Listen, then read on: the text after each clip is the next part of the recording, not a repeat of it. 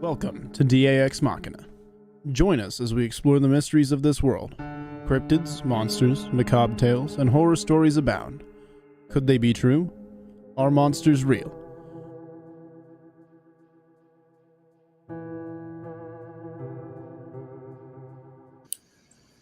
Folks, and thank you for joining us on another edition of Ex Machina. We were so excited to get started, we jumped in 10 minutes early. Joining me in the studio tonight is Robbie Rip Rains, my brother from South Crackalacky. And you guys have seen him around before. He's been a guest numerous times, but I'd like to announce the newest co-host here on Ex Machina, Ryan the Wendigo guy. Ryan Paul Tremblay has joined the group. He is going to be one of the regulars here on Ex Machina. So good luck to him and hope we don't run him off. And joining us in the studio tonight as we talk about our subject tonight, which is Old Green Eyes, the creature of the Battle of Chickamauga. We're going to be joined by Naomi Finn, who's a member of the family here, and Nathan Finn, her son. And they have an awesome channel of their own. Actually, I think she's got a couple of them now. But they've got an awesome channel of their own, and you guys should check it out. I'll let them tell you about it. And guys, tell us a little bit about your channel and yourselves, and then we'll jump into this. Go on, son. Talk. Oh, joy. Well, hi, everybody. Hello, YouTube land. Yeah, it's always just fun when I get on here. So we have our own podcast, our own show, Snark Fin Soup. If you know anything about Miss Naomi, you know the backstory of snarkiness and being a snark. And I'm just and yeah. I was snark. He's a boojum. Yeah, and the order of the hoo-hoo. You too can be a hoo-hoo. Yeah. for just $1 a day. Anyhow, but we're going to talk about my absolute all-time favorite ghost story, cryptid, mysterious being, because it ties in so much cool history and lore and you name it, you could probably find a tie-in with Old Green Eyes. And if you know me, if you heard any of our episodes, we get to talk about my favorite Civil War general. And I'll go into detail on that, obviously, but old Braxton Bragg and his ineptitude. And I'll elaborate on my theory on the U.S. government's naming of U.S. military bases after Civil War generals from the Confederacy. So Braxton Bragg, the Rock of Chickamauga, is one redeeming quality for the entire war. As tied to this creature, along with the Louisiana Tigers. Not the Louisiana State University Tigers, but the Louisiana Tigers, 2nd Louisiana Infantry Division. Which, when we get into the lore, to me that's probably one of the coolest tie-ins with the sightings of a tiger on the battlefield, knowing that there was an entire division called the Tigers. And to me, that brings more mysticism and magicalness to this whole creature.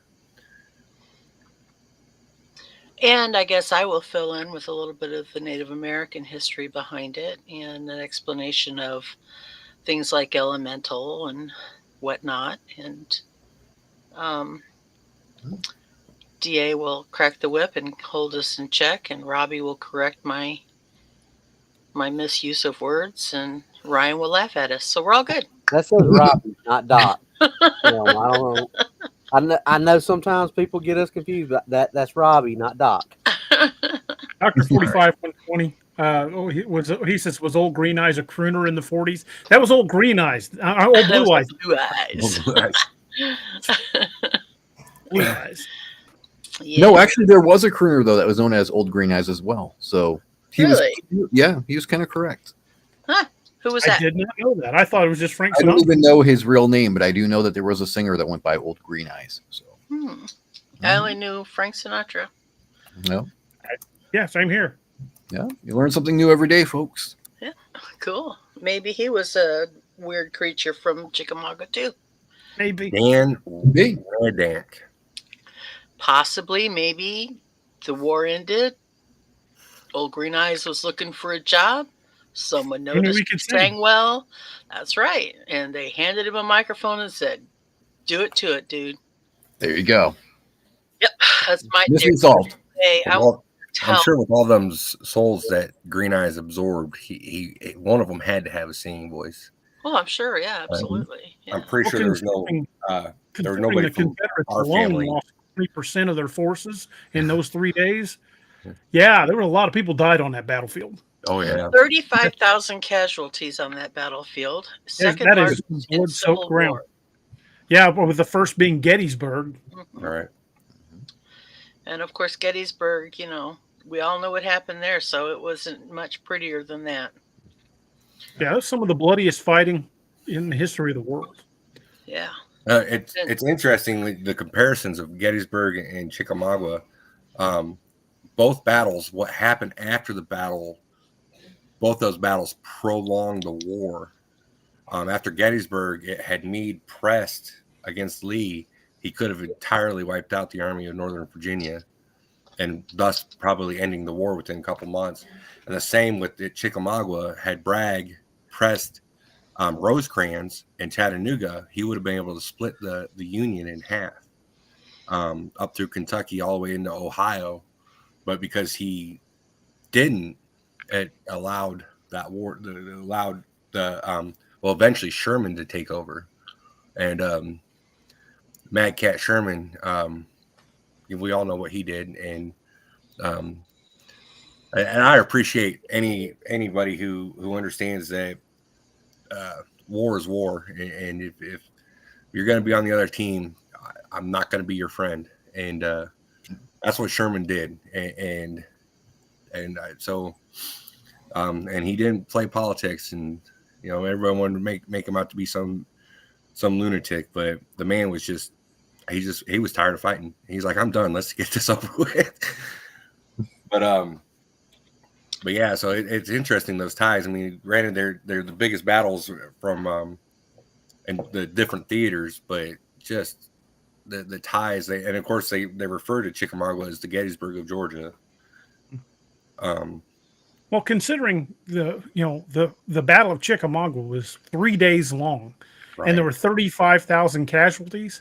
Comparative, in the 10 years 12 years we were in Vietnam, we lost 50,000 men in 12 years. We Right. lost 35,000 in 3 days Right. of fighting at Chickamauga. And there was no grand charge like Pickett's charge at Gettysburg. There was there was no confusion like in the 7 days battle in the woods, or Antietam, where units turned and fired on friendly fire. So yeah, It was just blood, guts, yeah. and bones grinding all the way. And if those of you don't know, Chickamauga means river of death. Mhm. And it had that name before the Civil War. Yes.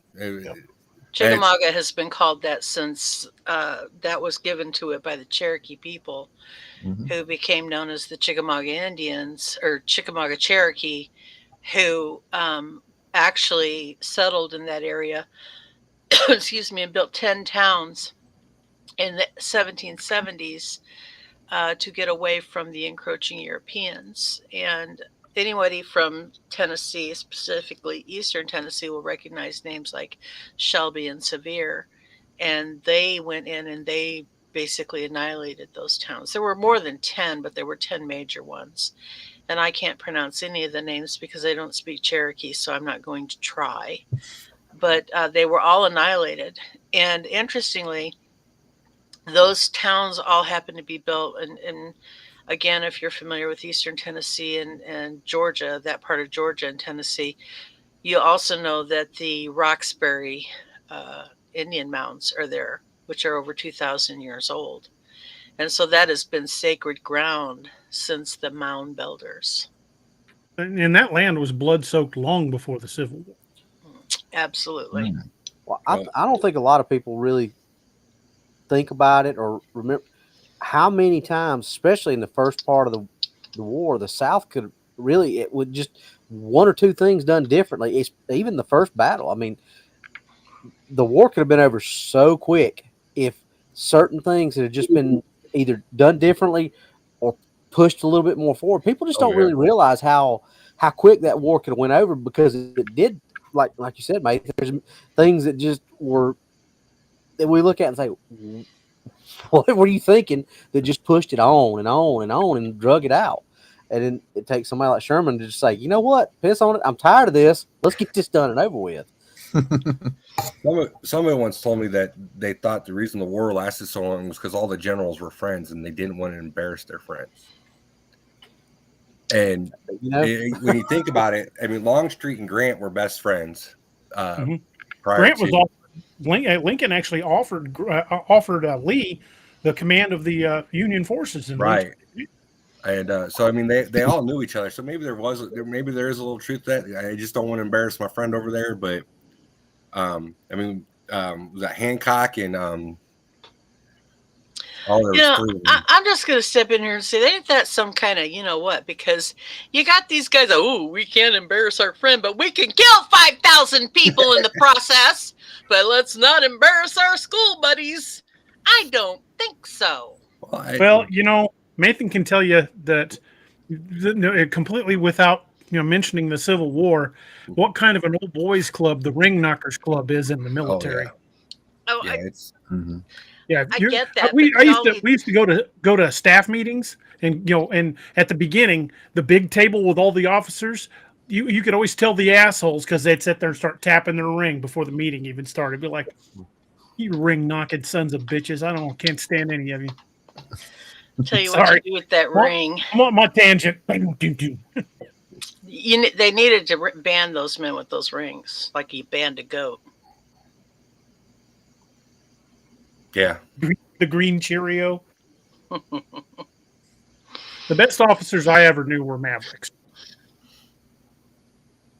Yeah, Mavericks or Mustangs. Didn't come up through the academy. They came up through the ranks. Yep. Mm-hmm. Those, a lot of them were the best ones you ever had. And then those are the ones you usually, I don't know, I learned a long time ago, it didn't matter what your rank was, the rank on your shoulder or your chest, it was the man behind it. And I'll put plenty of officer in their place, and they'll walk out of a few interesting positions. And you always hear that. You always hear the horror stories and then when it actually happens to you, you're just like, there's no way. There's absolutely no way this is a true story. Like, even later when I got in law enforcement, there was a lot of times I had to remind myself to respect the rank, not the man. Yeah.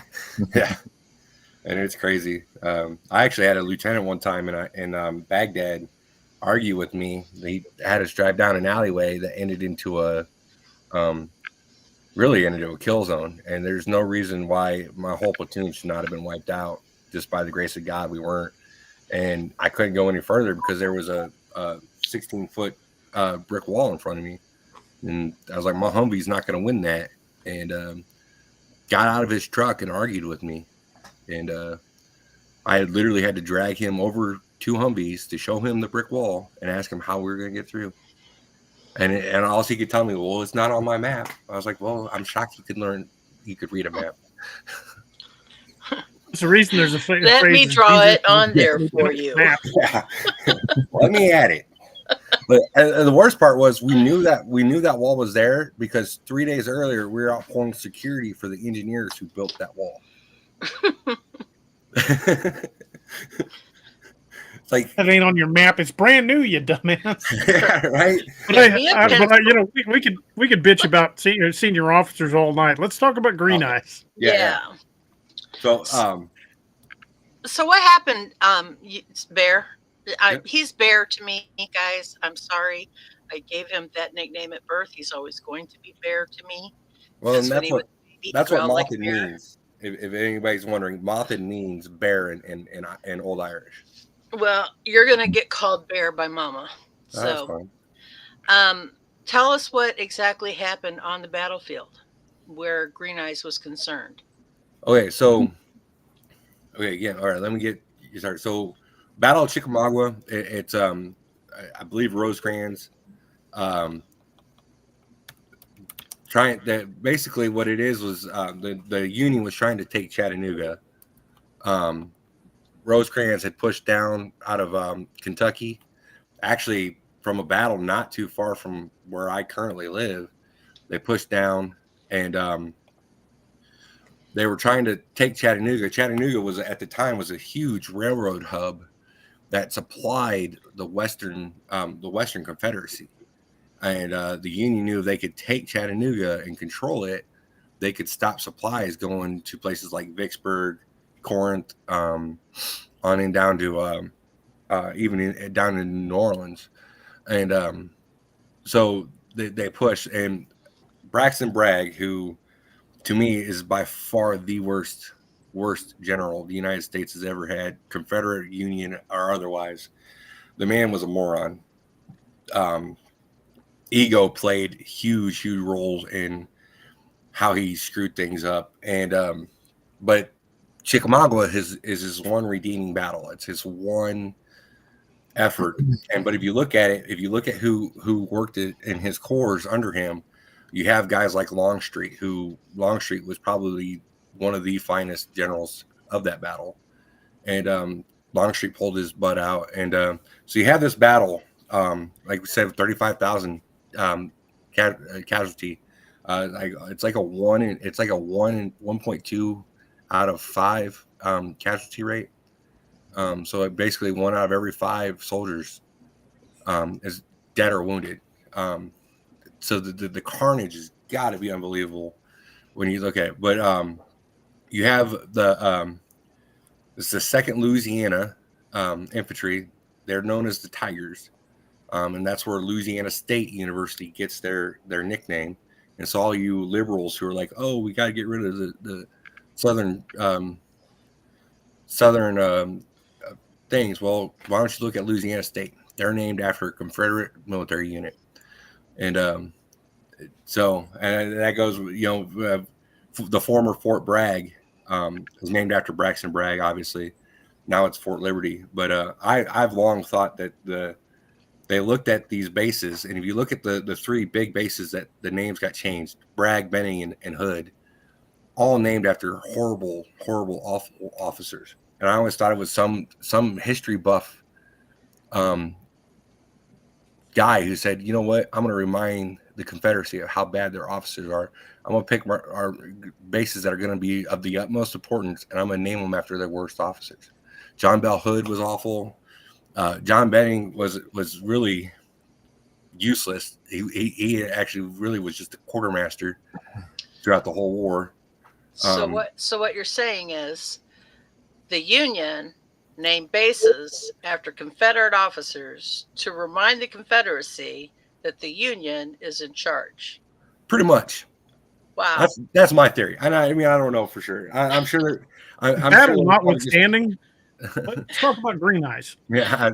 Okay. Go back to Green Eyes. So the battle has occurred. The battle's going on. So after each action in the military, you do what we call an after action report.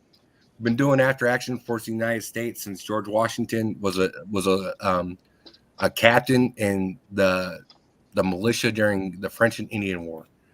We do an after action report. It's how we decide who gets a medal, who gets a ribbon.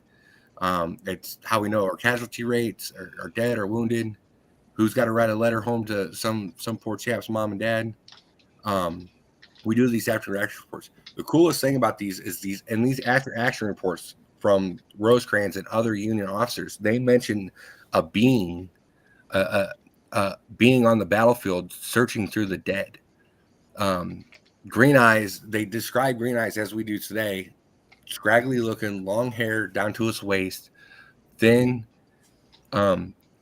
almost sickly looking, 2 fangs, and one after the action reports they mentioned 2 grotesque fangs coming out of its mouth, and piercing green eyes. Mm-hmm. And when you have that on the battlefield, and you have guys who are willing to submit that to, at the time, President Lincoln, it lends some credo to what might have been going on there. Yeah. It And, was supposedly mentioned in Southern reports as well. right. And the problem with that is most of the Southern after actions were destroyed. But it is mentioned on both sides, and both armies would go away with telling the story of it for the remainder of the war. Chickamauga happened in the summer of 62. I do not remember. That was the September 19th, 20th, and 21st of Okay, 63. So the fall of 63. So for the next year No, and a 18th half, to the essentially, 20th. I'm sorry. the next year and a half, essentially, they both armies, the army of Tennessee or the Cumberland Army, would tell stories of Green Eyes, and the Army of Ohio would also tell stories of Green Eyes, of a being that searched the dead and wounded on the battlefield. And then nobody knows what it was doing. Some believe it was there to ferry the souls across. There's an old Creek legend, Creek Indian legend, which the Creek are very, very small in that area, but they did touch vaguely. But there's a Creek legend that doesn't come around until, I want to say, early 1700s. But it's a it's almost like a Davy Jones type situation, where the medicine man abandoned his tribe, and as punishment, he I guess it's like a Judas type thing also, because he sold out his tribe to the white settlers, and for every member of his tribe that was killed, he has to replace that soul, and whatever the Creek believed in. So he was punished to roam the earth to basically do what he was supposed to do for his tribe. And, There's also a story, although I would give more credence to the idea that Sevier and Shelby wiped out those towns, but there is a legend that the Cherokee people actually abandoned that area because it was full of witches. Mm-hmm. So you've got that going on. I mean, there's all kinds of strange and crazy theories about it. My personal belief, and I've seen people throwing up different ideas of what it is I believe that it's an elemental. The Cherokee people believe that it actually harkens back to the religions of the mound builders, because it was there when they got there, and it was something that they knew of before time began for them, or before their memories could pass it down, and they believe that it came from the mound builders, and of course those mounds are at least 2,000 years old. So Like the Cahokia Mounds up there in Illinois, they're at least 2,000 years old. right, and so it's really hard to say. I don't even, there's no real clear understanding of what their religion was, because the archaeological evidence hasn't made it clear for us yet. Right. But the native people there believed that this particular creature, the old Green Eyes, actually was an elemental. Now, the other thing is that it Um, Northwood strikes again. Uh, Every time, every single time. He is on the boards. yeah, but there's it didn't stop. Not only did it not begin with the Civil War, but it didn't stop with the Civil War. That was from Northwoods.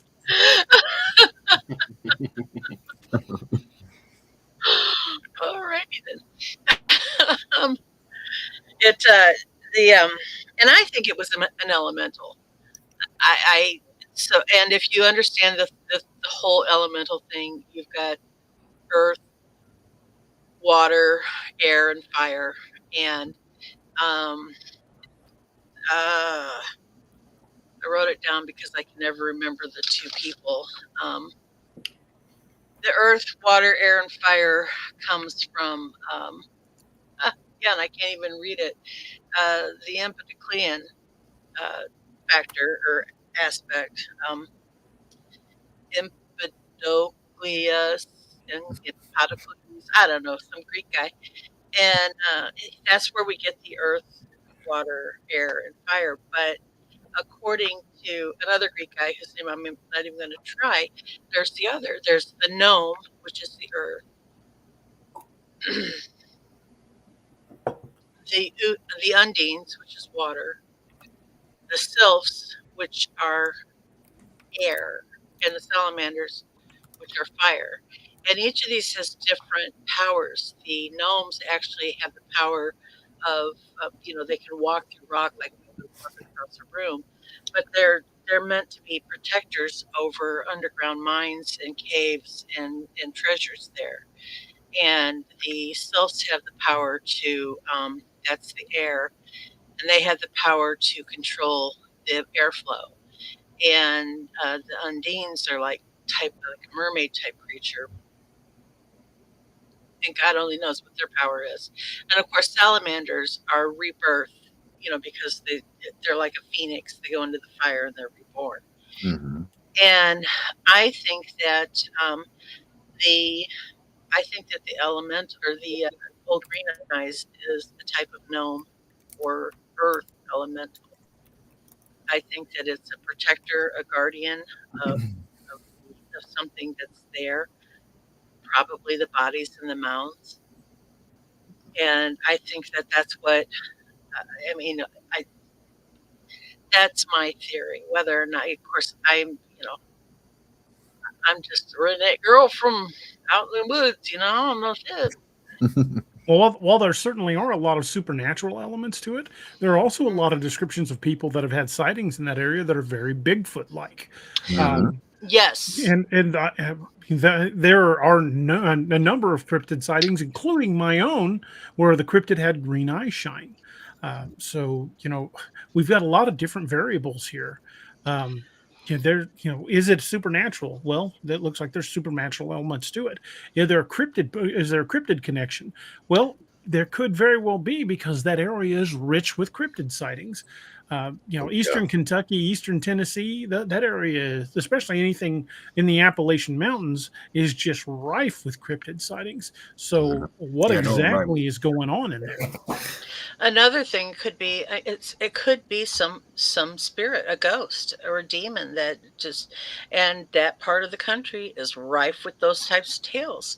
One of my favorites, not my very favorite, I want to save that one for last, but one really interesting story happened in 1976 when one of the park rangers, he goes out at 3 o'clock in the morning. He has to check on a group of Civil War reenactors that are camped there, and he has to do his nightly rounds, and he's walking down the road headed that direction, and he sees this guy up ahead. And at first he thinks he must be a reenactor, and the more he gets closer to this guy, the more he feels a negative energy coming from this guy, a anger, a hatred, to the point that he gets close enough to the guy that he felt like he was going to be attacked, and he switched sides of the road and so that when he passed the guy, he would at least have the road between them. And when he got parallel to him, he turned and looked, and the guy turned and looked him in the eye. And though he doesn't describe the eyes as green, the guy had piercing eyes. He had long, scraggly hair. He was, a lot of the descriptions of old Green Eyes put him in a cape, a black cape, and neat high boots for some reason, though I don't know why. And Cavalry. and he's wearing that, and he left there saying absolutely that he thinks he had his own encounter with old Green Eyes. Now there have been other stories there, like for instance, there have been 2 car accidents that have been completely 100% attributed to old Green Eyes. In both cases, the people were driving along, and they reached a point in the road where they came around a corner and they got on a straightaway, and right there in the middle of the straightaway is standing this big, very easily described as Bigfoot type creature with piercing, glowing green eyes. And they, in both cases, they had to swerve and go in the ditch to get away from it. And that's definitely, in both of those cases, what they described could very easily have been either a Bigfoot or a white Bigfoot. Let me throw you an even wider curveball. When you said the original after action reports described it as being gaunt, sickly looking, and with huge teeth, considering the amount of carnage and the reports of it dragging off bodies, what are the chances that that old Green Eyes is some type of Wendigo? And that's interesting. yeah, I think that is. Yeah, I got a lot to say. A lot of people And jump in, man. argue that. Yeah, Okay, so all right, when we're talking about the Cherokee, especially the Cherokee, the Wendigo is not part of their belief. They do have something similar known as the Raven Mocker. Okay, and Raven Mockers are attracted to people who are about to die. So a battlefield during a war is kind of optimal ground for something like the Raven Mocker, because people are going to die. And this thing's going to know it, so it's going to be going out there to collect the hearts. It's not going through the pockets; it's collecting their hearts. That's what the Raven Mocker is after. So it's not Wendigo. It's probably something more like a Raven Mocker. and also the Raven It's a similar Mocker is known creature. for having followed them along the Trail of Tears. Yes. Seen many times along the Trail of Tears. Right. And with the Cherokee too, they are very rich with Bigfoot like beings. You know, you have like the Nun-Yuni-Wee, which is, you know, the wild man. Then you got the Kekle Cuddle. Yeah, you got the Kekle Cuddle, and you know, so they have different variations of Bigfoot. Yep. Yeah. Can you say it for me, because I can't say the Indian version of what I just said? You have Cuddle. Yeah, you have Kekle Cuddle, then you have Kekle-Cuddle. Nun-Yuni-Wee. Nun-Yuni-Wee is for the hairy man. Okay, I understand Nunui, but I could never say the Judaculla thing. I can only say the English mutilation of it. Did the car accidents occur on the battlegrounds? They occurred within the park. So That's another cool thing about Chickamauga is that it's the one national park that embraces their cryptid. yeah, in fact, You can go and say, I'm here to look for old Green Eyes. They'll give you a camp that you can be in the park after dark, after hours. And they're like, we'll check on you in the morning. And totally embrace it. the old Actually, Green Hilt's Eyes got a good Festival, point. I think, is That's October 6th of this year. October I think. October 5th. Okay, there you go. October So 5th. they actually have a festival to celebrate old Green Eyes there. Yeah. Now, Well, you know, a lot of places embrace their cryptid heritage. I mean, look at Point Pleasant, West Virginia. They've embraced the Mothman. You know, the place that Robbie was talking about that had the Hodag up in, was it Wisconsin? Yeah, Wisconsin. And then you've got I can't remember what they called it. Well, out in Oklahoma, It's in southern Illinois, like the white Oh. the White Walker, the I White know Thing. which one. white thing. No, that's in Georgia. That's Alabama. in Georgia. The Alabama. Oklahoma's got like 3 or 4 Bigfoot festivals that they have for different areas. It's just there, like I said, there's just a lot of places that do that. Westminster, South Carolina, has a Bigfoot festival every year, and it's something that's been going on for years and years and years.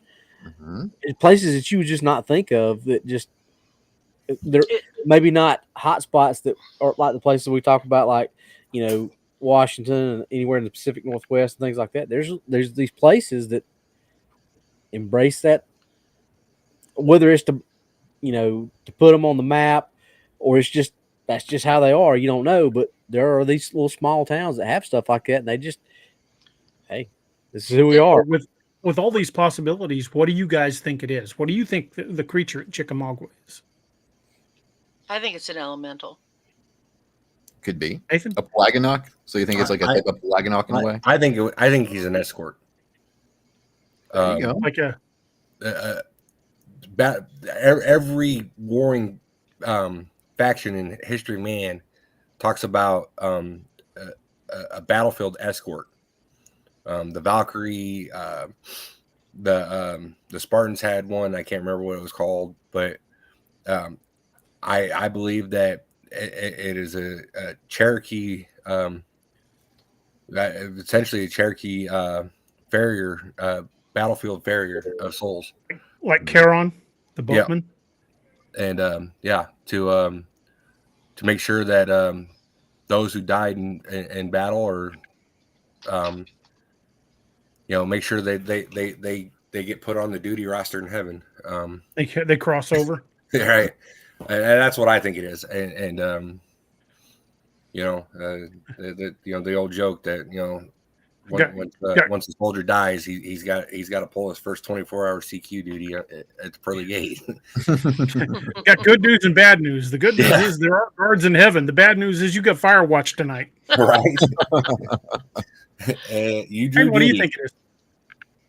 Well, that's one of those things I'm still on the fence, man, because like some reports describe it as a ghoul. Okay. Some reports describe it almost Bigfoot-like.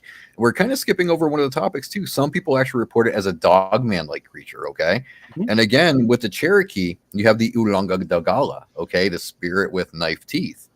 So could it be a mixture of all these things kind of blending together, and people are seeing different things and calling it old green eyes? It could be something like that. I don't know which one it would really fall into just yet. But it's something to think about. Well, you know me, DA, and I'm the flesh and blood guy. Uh-oh. So I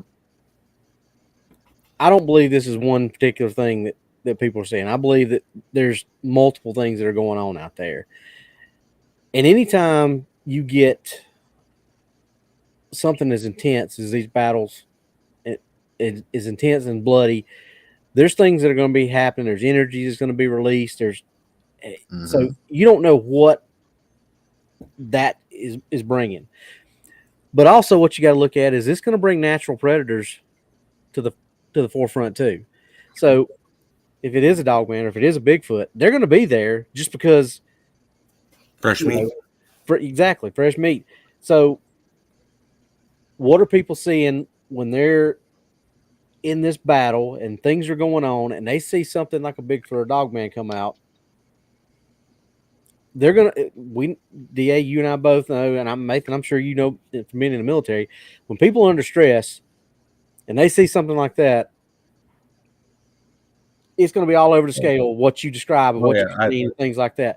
So just how we normally do things, DA, starting at point A and working our way forward. I think a lot of it is probably just something like a Bigfoot or a dogman creature that has been seen, that's come out there, and in stressful situations, people add this, they add this, they add this, they add this, and it's just kind of grown. I'm not saying that there's not something like, Raven Mocker or these other, all that could be. But I think when you see something like that, especially back in those days, now we're accustomed to that kind of stuff. People like that might not have been accustomed to seeing something like that. And so things get added and added and added. And that's how legends grow. So I believe that maybe originally and initially, big predator like Bigfoot or dogman is what was coming out, and fresh meat and things like that have grown. Now there may be when you have a big battle, things get attached to places like that. So you may have some kind of, spirit or demon or anything like that is just kind of fell into that same routine as to whatever was manifest, or the people manifested there of saying, I saw this and I saw this, and that's just what it's grown into. And to add fuel to the dogman theory, how many times have dogmen been seen in or around cemeteries? How Right. much death is associated with that battlefield? Well, you know something interesting, DA, is a lot of the Cherokee spiritual beliefs, the worst spirits are actually drawn kind of like the predator to conflict and to bloodshed. So a lot of those bad spirits, a lot of the elementals were drawn to it because there was so much blood spilled. So Right. again, that's something to look at. Yeah, thanks for the super chat, Josh. And he had a question for Nathan. He said, "Have you come across after action reports from General George Thomas? Reason I'm asking is he was the only Southern officer that didn't go south. He grew up in Virginia as an aristocrat."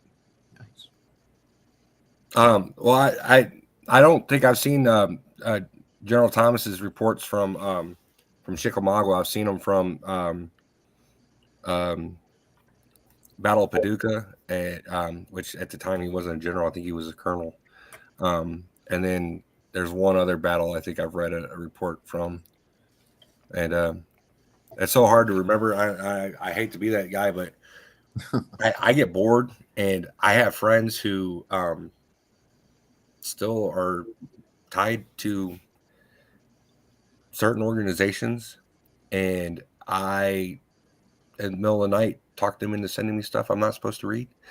And so I get some of that stuff mixed in with my history that I'm reading, because history repeats itself. And you'd be shocked at some of the secret documents, mere secret documents from the 1850s.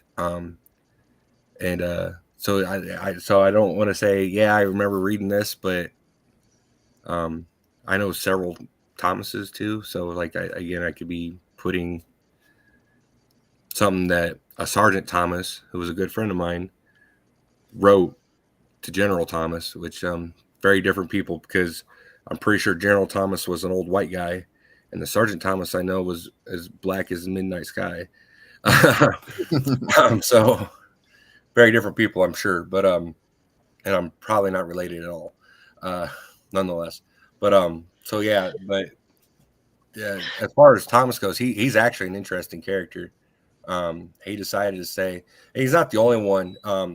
Buford, even though Buford was born or was mostly raised in Illinois, in Rock Island, Illinois, he was born in the South, and his entire family, every cousin he had, and I think one brother, actually all fought for the Confederacy.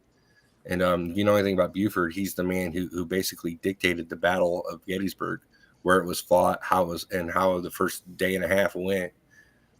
Great man. Not only because he grew up in my hometown area, but just because he was awesome, and he was one of them old school cavalry officers who unfortunately died way too young. But yeah, there's quite a few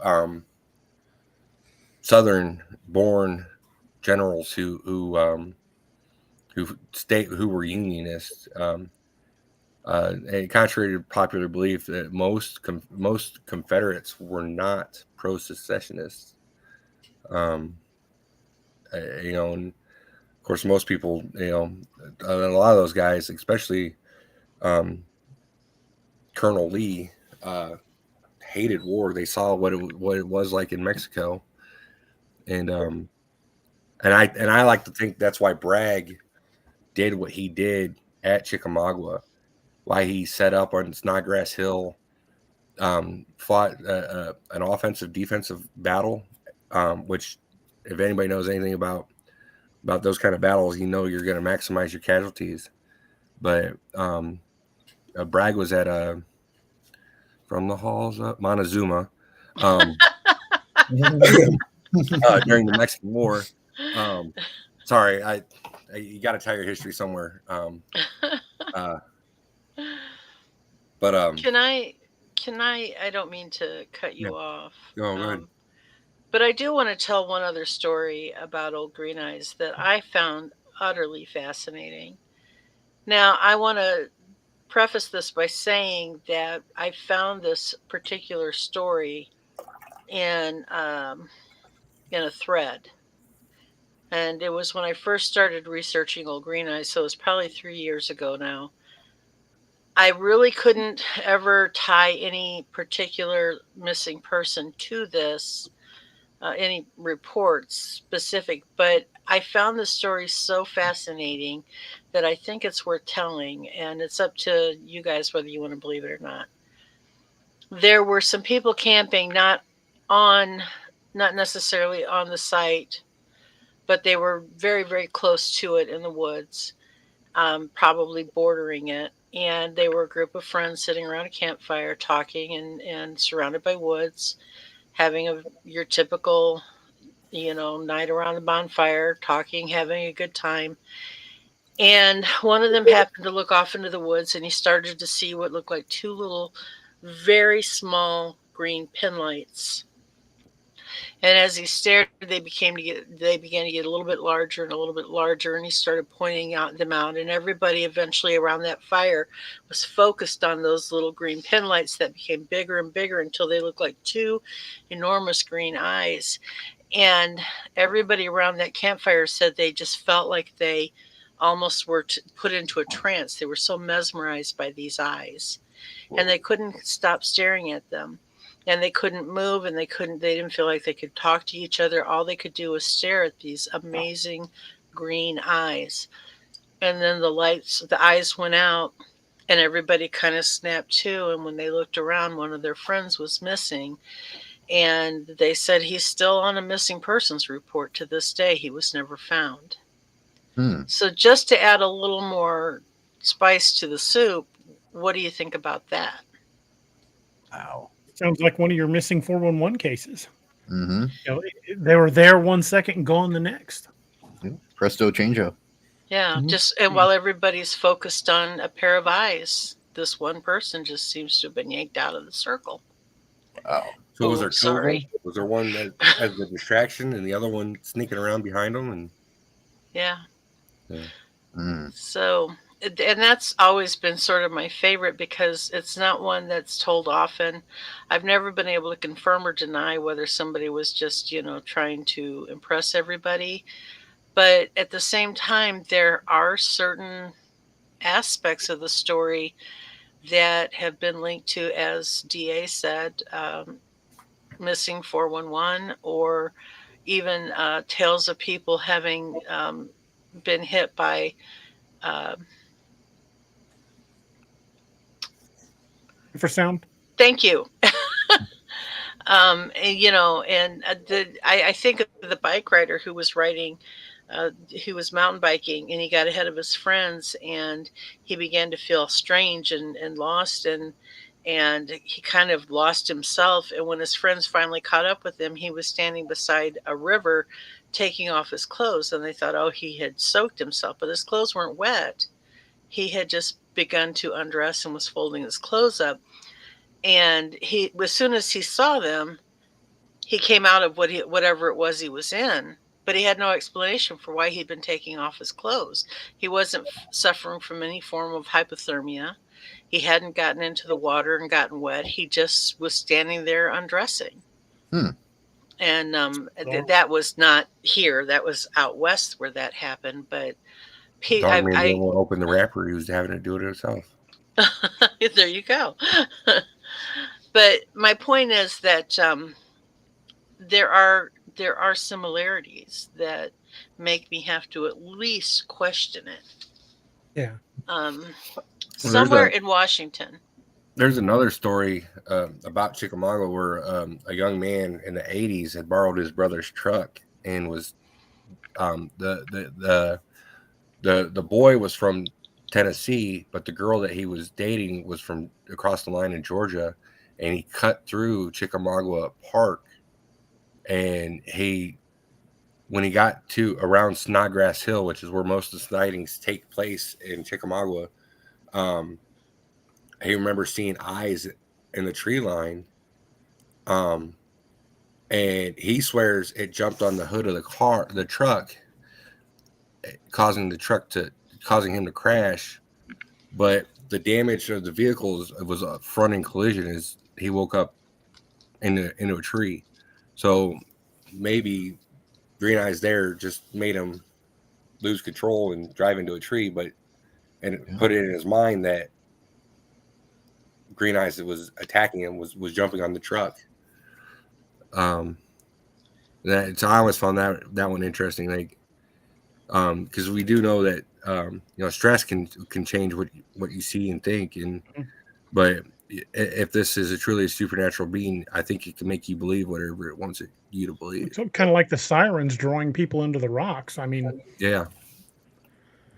Well, folks, on that note, let's take a quick break. We're going to hear from our first of our affiliates. I've got a short video we're going to play from old Doc himself, and we will be back with you in just a minute. Hey, everybody, this is Kerry Pocket Doc Davis from Dark Angel Medical, and you are listening to DA Ex Machina with DA Roberts. You may recognize me or some of my products from Dark Angel Medical in some of the Apex Predator, Lakeview Man, and Wild Hunt books, and you can get those products at www.darkangelmedical.com, along with training classes on how to use those products and save a life. Shoot us an email at info@darkangelmedical.com and be the difference. And folks, don't forget to check out Dark Angel Medical's website. And if you purchase anything, use discount code Cryptid25 for 25% off your order. That discount code is good through the end of this month, when it will be changing. So if you want to take advantage of the 25%, you need to do that before the end of March, which is, end of April, which is just a few days away.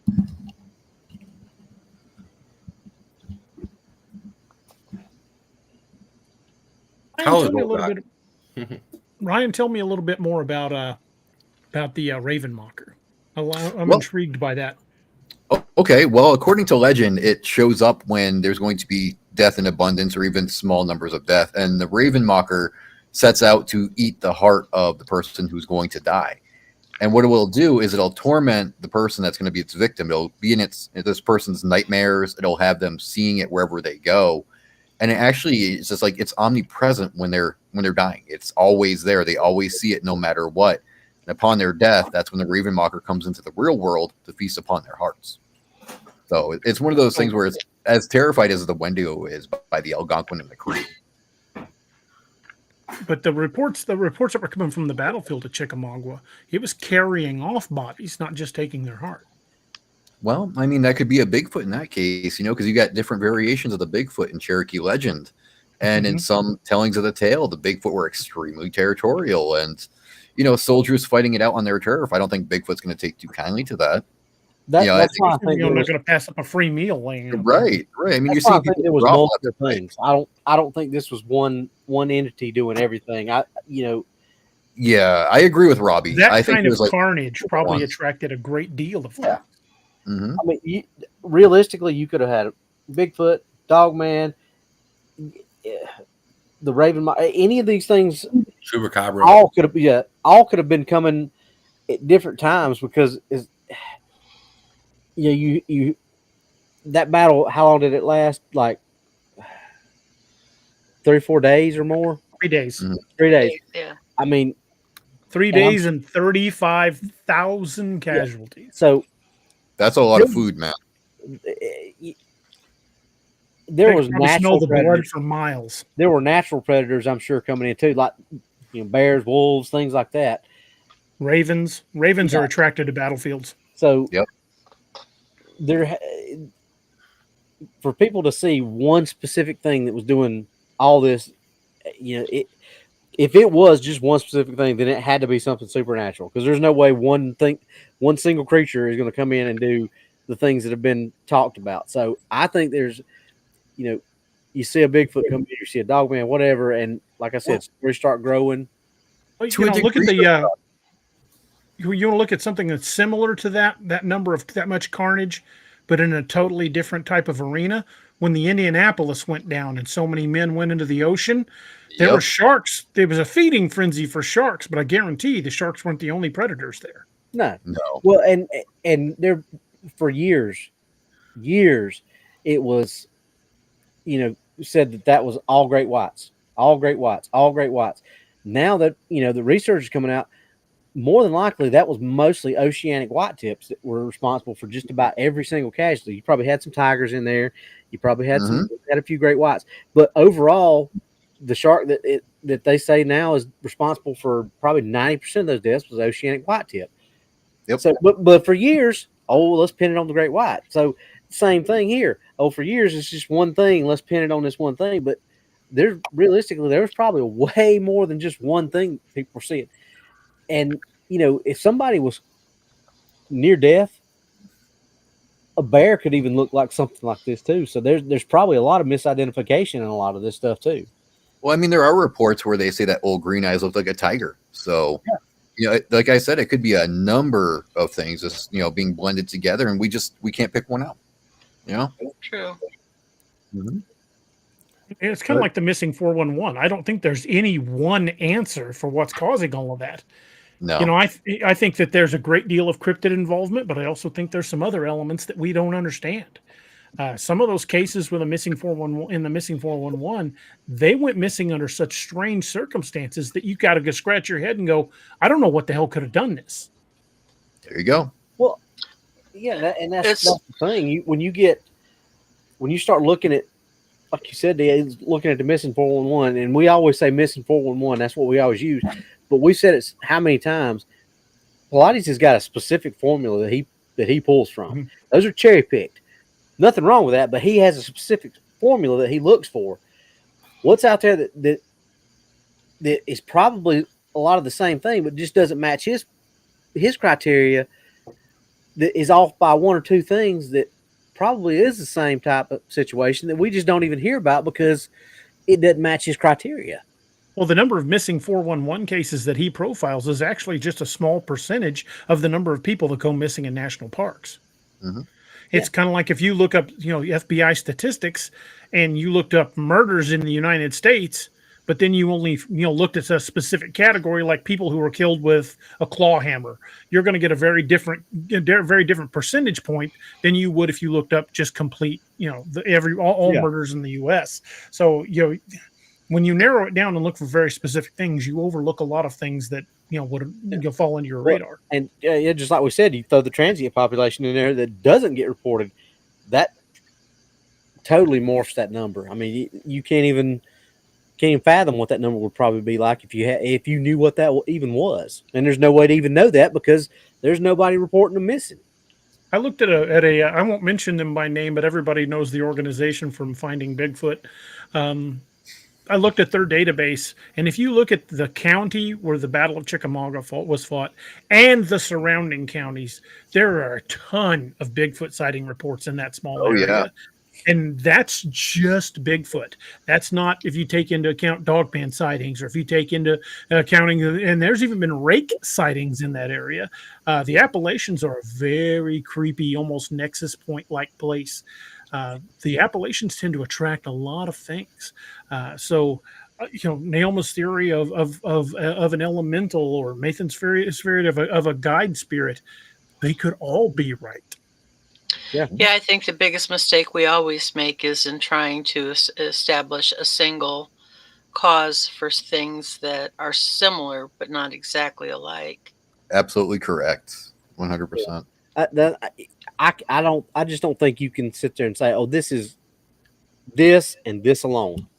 There's just, because that much stress and that much trauma, that much death and things like that.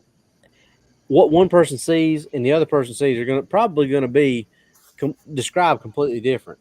I mean, these people, a lot of their wounds were horrific. I mean, these people were getting their legs and arms and guts blown out by cannonballs.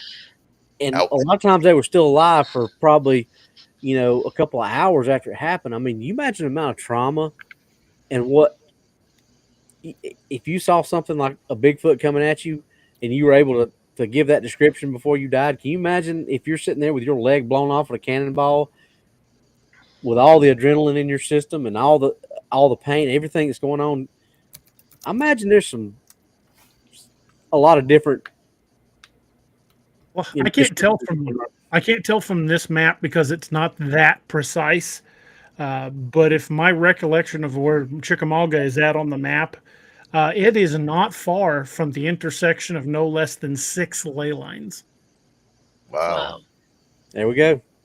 And we know we just found out that LBL is around 3. Yeah. And we know how weird that is. Imagine if it's got 6. Yeah, there's a major intersection of ley lines not far from that area. That eastern Tennessee, northern Georgia, eastern Kentucky, that area right there is where 6 of them converge. Don't ley lines move? Do Don't they? know. I don't know Because enough I about was ley just lines to answer that. yeah, I was thinking that there is a certain amount of movement in ley lines, and it'd be interesting to see uh, if there were 6 at the time of the battle, and if there were 6 in the 1770s when um, the 10 Cherokee towns were being annihilated. I And know a lot of them are fixed points because that's why certain structures were built, like Stonehenge and some of the mounds and the Great Pyramids and the Mayan temples and heck, Neuschwanstein Castle was built on a nexus point. then I'm probably wrong. The ziggurat. Disregard Well, everything I just said. I think they might, like latitude and longitude shifts when the Earth shifts, but Yeah. we're talking like minute degrees that you don't really. I mean, unless you're, trying to pinpoint something within like a millimeter, it's not going to affect you. Like the western border of Colorado, that's supposed to be a straight line, but it's really like 16,000 little Right. jig-jags. Yeah. So that's like, so I mean, I'm sure it probably shifts certain round, but over time you could probably say, I don't know if it shifts back. I'm not a cartographer, but I know for a fact that there are ley lines that converge in Tulsa, Oklahoma, and there's a place where they converge that they call the center of the universe, where you can step in that and people outside the circle can't hear you. Wow, I've heard Weird. that before. that's I've interesting. been wanting to go down there for a while. I want to go down there and film. Nice. It's not far from here. It's only a few hours. Top of That's the hour, cool. DA. Well, since we're at the top of the hour, do you want to talk a little bit about Scallywag, Roberts? Sorry. That's Got Sentinel. all professional there. Sentinel's in the house, but that's not me. That's Robert. Sure, we'll talk about Scallywag. Let me get my newest toy out. Dang. Ooh, I like that. That's cool. Robbie's an axe-wielding barbarian now. Now, did that come engraved, or did you add that No, yourself? no. I did that. Okay. So I That'll finally got clean me, yours out for you. a boarding axe. But Scallywag makes, as y'all know, we love our Scallywag blades on this channel. Here's my boarding axe, but it's been used a lot. And if you are a fan of the books and have read the books and heard all this, most of DA's characters in the Wild Hunt and in Lakeview Man, all that stuff, they carry Scallywag knives. And that's for a reason, because we love these blades. They're great blades. And you can go get yourself a Kershaw, you can go get yourself a Spyderco, Benchmade. You can go get any of these big $200-$300 knives, but they're not going to be any better than these. Every one of these that I put in my hand, once I finally get them in my hand, I'm like, oh my God, they just get better. I would get my gunner's mate, but it's hooked up on my go bag. Mine's right here. There you go. Shut it. Look how thick the steel is on this thing. Yeah, Sentinel told us to bring out the big blades. Hold on, Sentinel. Bring them some blades. Golly. These Oh, that's a knife. yeah. You call that a knife? The quality on these things are just. I just don't know why this is so shiny. Yeah. Mine's the shiny one. DA's is the. That's the bounty, man. That goes in the field with me all the time. Yep. But even their pocket knives, they're just amazing quality. Craig and his guys, they do a great job. A lot of the stuff that they make in house. Some of the stuff they outsource for some things, but everything that I've ever put my hands on from Scallywag has just been top quality, great.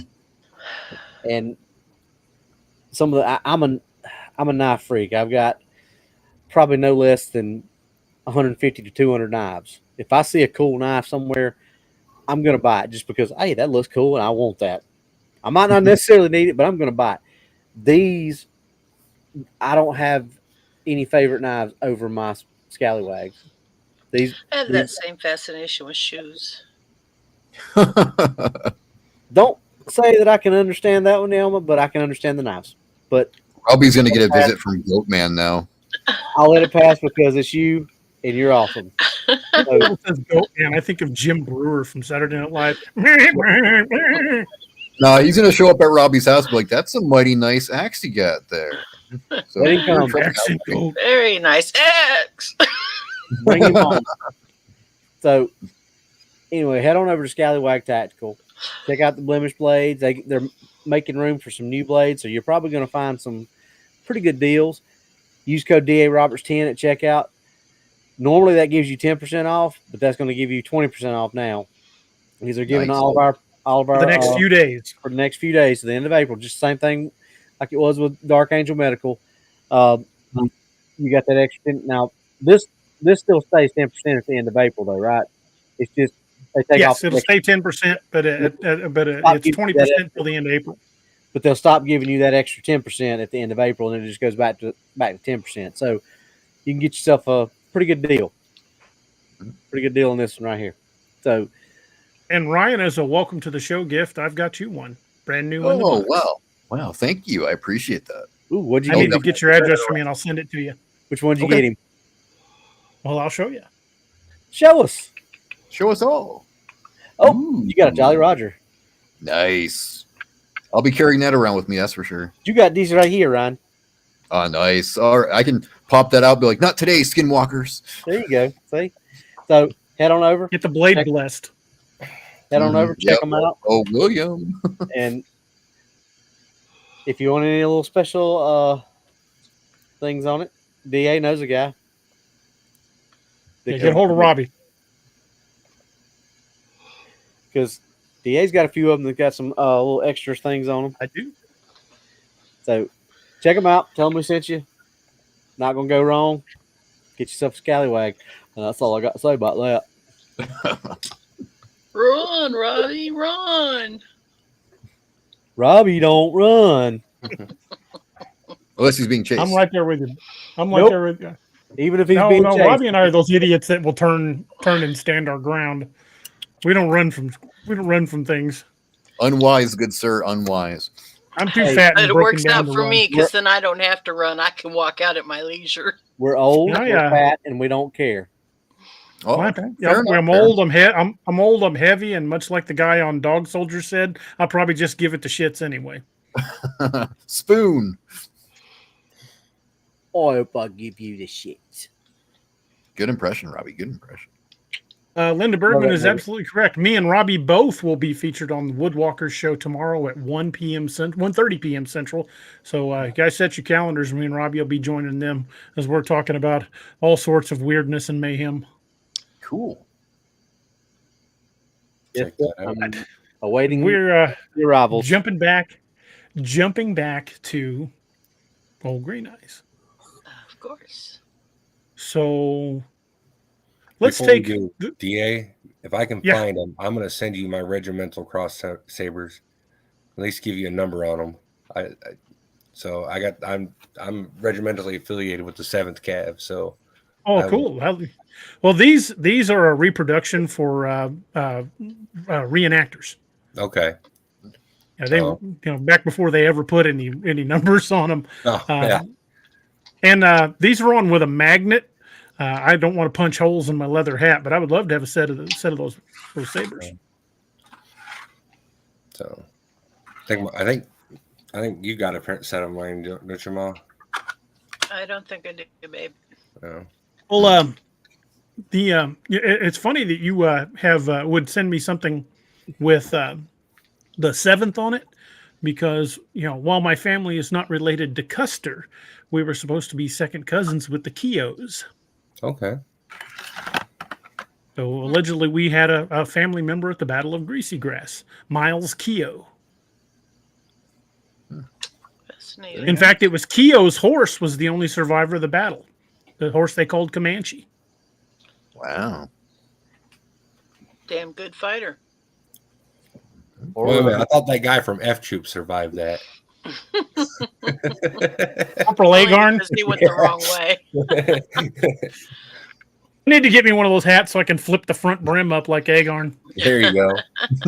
I love that show. That show was awesome. And the spin-off cartoon from F Troop, Go Go Gophers, was probably one of my favorites. Oh yeah.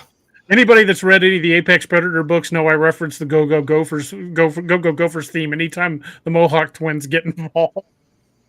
Nice. Just a little piece of trivia. Ken Berry is from our hometown, mine and Bears. Nice. Yeah.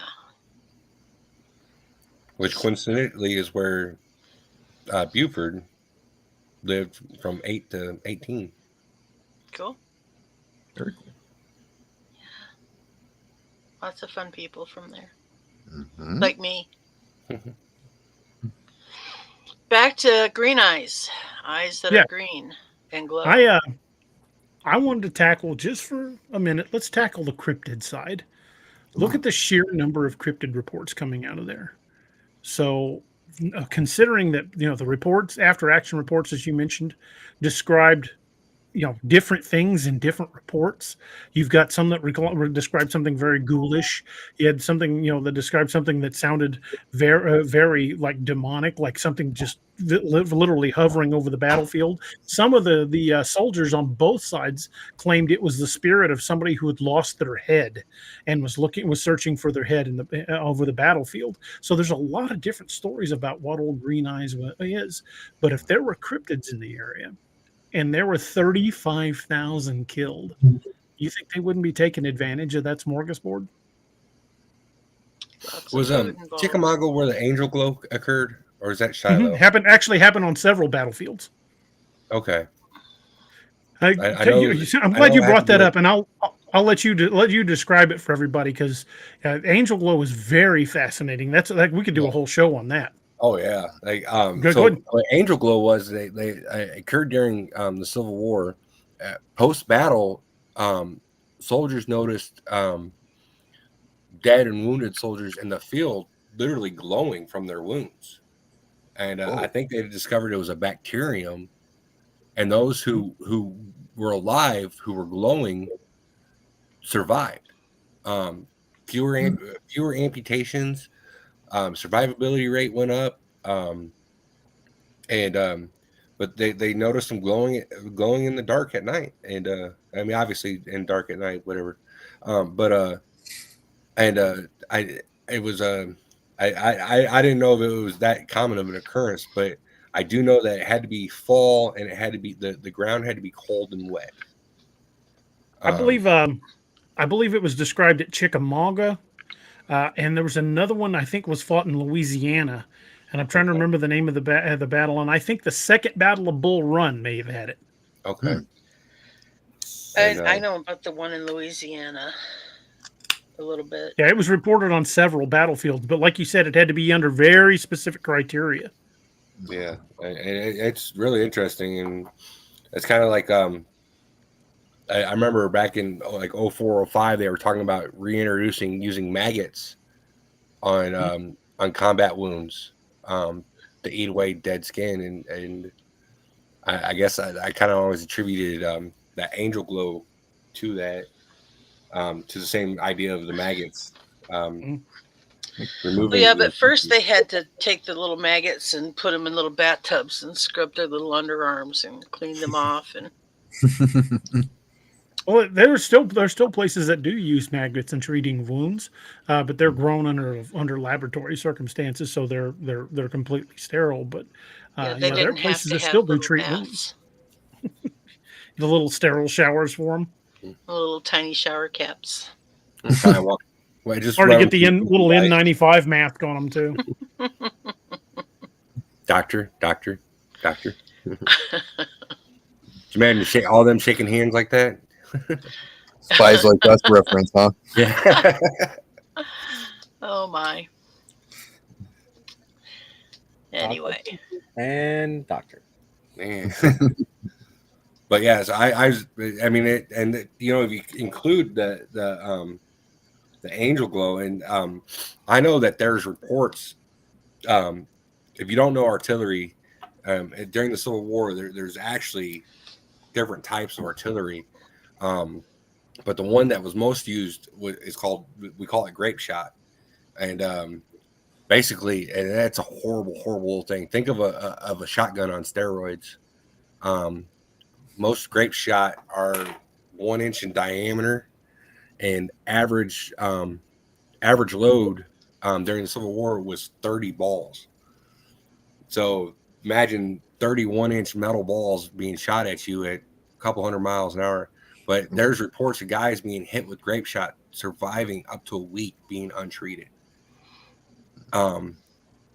So if you add the angel glow, I'm sure that they could probably live longer. Add a few more days to that, which to me just would draw in more of your carry-on predator, I guess would be the best way to say it, or even just something that wants an easy meal. Mm-hmm. Right. Absolutely. And go ahead. I'm sorry. I guess that was me. Oh, I was gonna say. I feel so out of my league when you guys start talking battles and guns and big knives. No, don't feel bad. I'm right there with you. Yeah. I'm the cryptid guy. I'm just like, all right. Talk the battles. Let's get on to the cryptid stuff. Let's go. Yeah. Yeah, I'm lost here. I'm like, We'll get you up to speed on everything, Ryan. Don't worry. Oh, I know. I'm aware. I grew up in a very, very military-centric family, and I still don't get a lot of the stuff you guys are talking about. Grape shot. I mean, did you make wine out of it or what? Well, Red actually, wine, Napoleon was famous for a quote, "Give them a whiff of grape shot," and they used basically the cannons like shotguns as crowd control. Oh, there you go. That's a So jerk that move. using grape shot was nothing new by the time of the Yep. Civil War. I'd been doing it for a while. Give them more grape. That Mhm. very, very common command. Well, that's about- just built off the blunderbuss. I mean, Yeah. And they would, when ammo got low, they would stuff anything down a cannon and shoot it at people. that's what the blunderbuss was made for. It was just because when ammo run low, you could throw anything you wanted to it. It's essentially the first shotgun ever made, and for whatever they had, they just chuck it in there. And Well, you had canister shots. You had you had all where kinds the term, of rounds that they, everything but the kitchen sink? probably it has to come from something like that, because I mean, but those cannons were brutal. I mean, they were indiscriminate too. They would punch right through a friendly target just as easy as they would an enemy. Yeah. They always say incoming artillery always has the right of way. That's right. When the pin is pulled, Mr. Grenade is no longer your friend. True enough. I've said that for a long time. Yeah, that's my favorite line ever. It's all I know about war. Mm-hmm. Oh no, that's not true. Tracers work both ways. That's the other one. That is a fact as well. I always try to look unimportant. The enemy might be low on ammo. And if you don't like somebody, salute them. There you go. So, But only in the field. The problem with that though is that really doesn't apply to the U.S. military. We are one of the few countries that we are NCO based, non-commissioned officer Like I worked with when I was in Iraq, I worked with like the Aussies and the Brits. If their officer was gone, those dudes were worthless. They would like literally stop anything. And for us, like I always say, the officer's the only person who cares about Geneva. Because there's things I was really willing to do, and had it not been for an officer, I sure would have done it. It ain't a war crime the first time. That's right. And I raised such a wonderful human being, didn't I? Two of my favorite phrases: "It ain't a war crime the first time," and "quack bang out." That's right.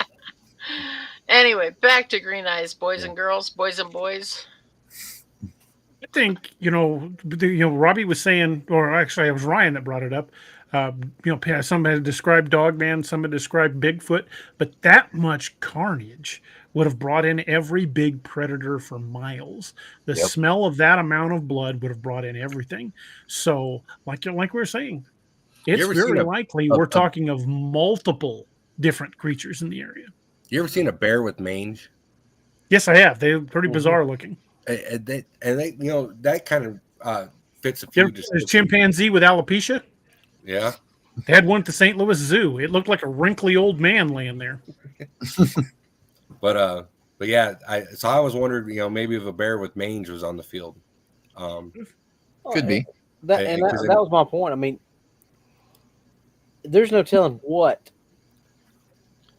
normal predators, like we would say a bear, wolf, cougar, whatever, normal things like that. I was saying Bigfoot, Dogman, and anything supernatural. It could have run the spectrum, and that's why you get one single spot, but it literally attract everything. And maybe that's why you get, like what Ryan said, there's like multiple descriptions of these things. That's the investigator in me. That's probably why, because it was not one thing. They were seeing a lot of different things, but it's all been shoved into that box of Green Eyes. Somebody saw green eye shine at some point a couple times, and that's what stuck.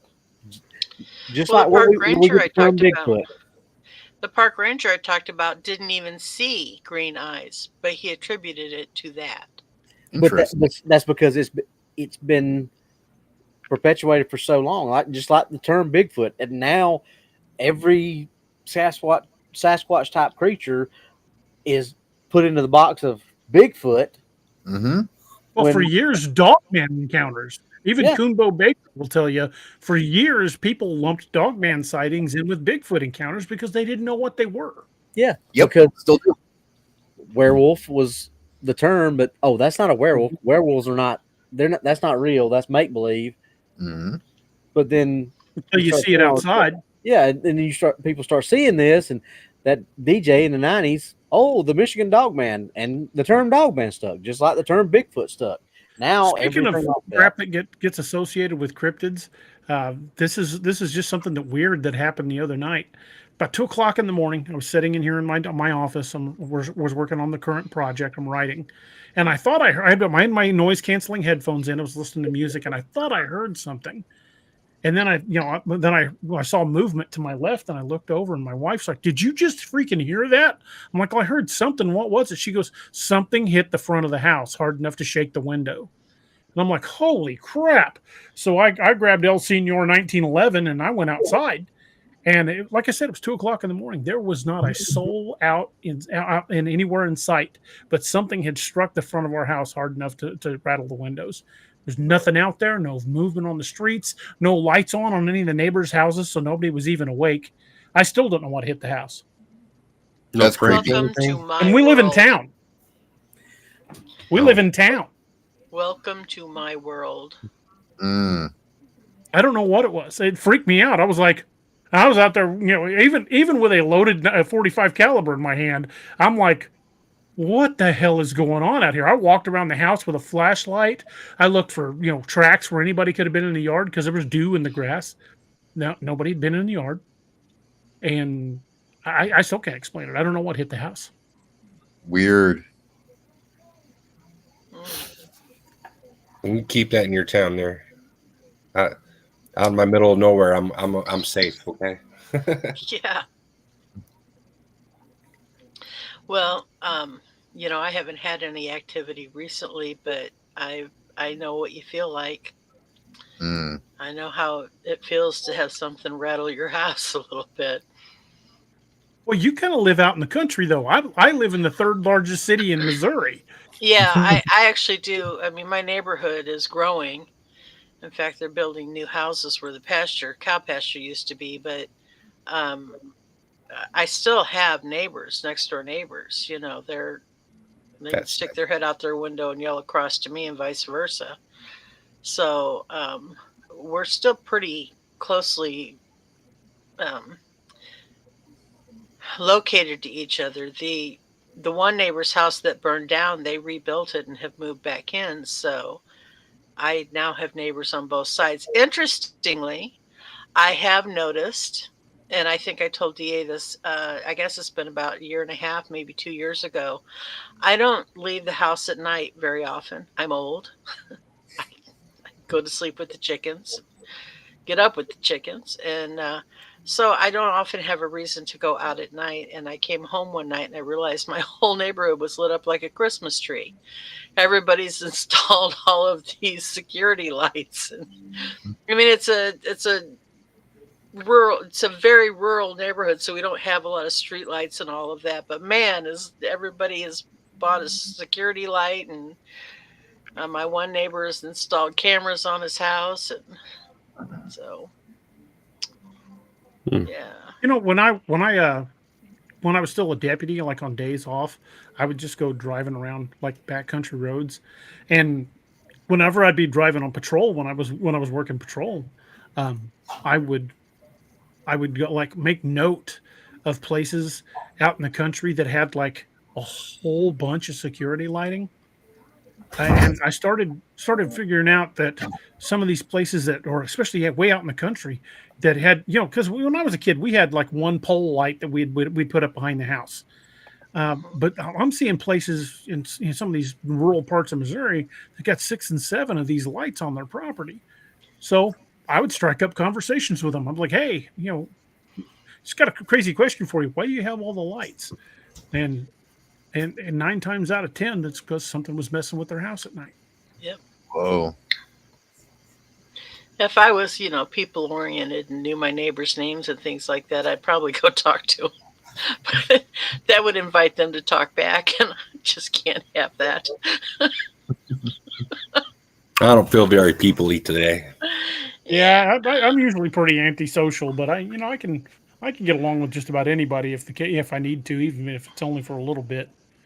I can get along with everybody. Yeah, I mean, if anybody, I can get along with them.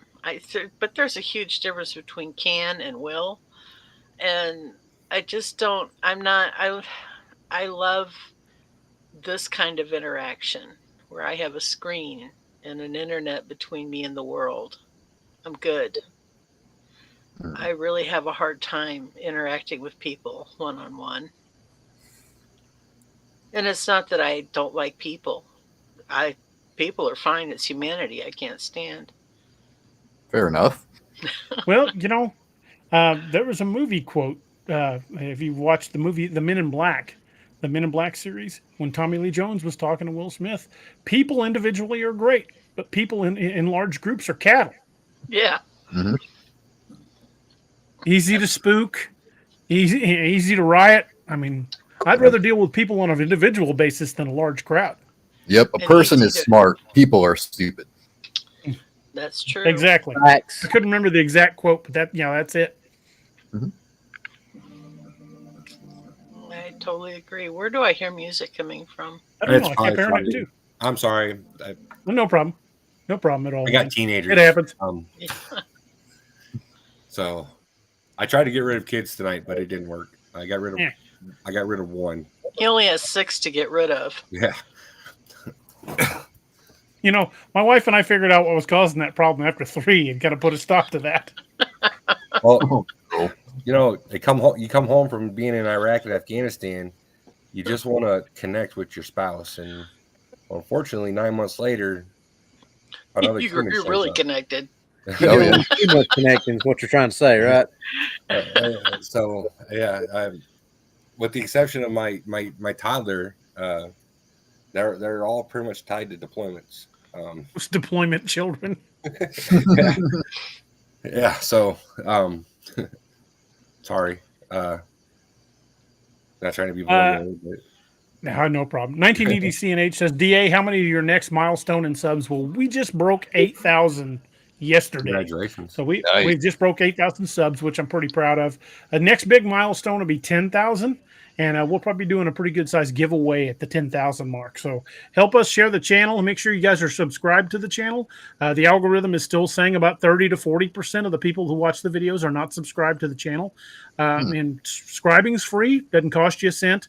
So if you guys would hit that subscribe button, we would sure appreciate it. We'd love to have you a part of the Ex MachiNation, and it does help us continue to grow. So if you know people that enjoy this kind of content and enjoy the kind of topics we discuss, share it on your Facebook page, share it on your Instagram or your I still call it Twitter, even though it's now X. But share it on your social media. And let people know and have them check the show out, because we would love to continue to grow the channel, and it's a lot of fun and we enjoy doing it. So is it still a tweet? It's a tweet? Is it a tweet? I don't know if it's X now. I don't know. Is it a tweet? I thought it was a twit. I call it excrement when you post on X. It's an excrement. Ah, there you go. It's an excrete. I need to excrete this. I got There it. you go. Okay. I just wondered because funny. I've never been able to figure it out. Well, you never know. Yeah. And things like that change constantly. So Yep. Oh yeah.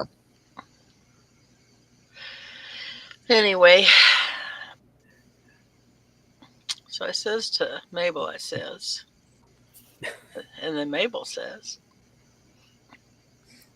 when I was in LBL, when I was down at DeMumbers Bay, and like an idiot, I went out there about 2:00 in the morning by myself, and I played that dying rabbit call. I could hear things approaching me in the woods. And when I got back in my van and decided to get the hell out of there and played my headlights across the trees, I saw green eye shine, like 6 different ones. So the real question is, what cryptids have green eye shine? I honestly think it was a dogman, because it was about a mile from there when I had a visual sighting of a dogman a few days later. Mhm. I saw green eye shine in the LBL too. Isn't green and blue most closely tied to canine? Yes, it is.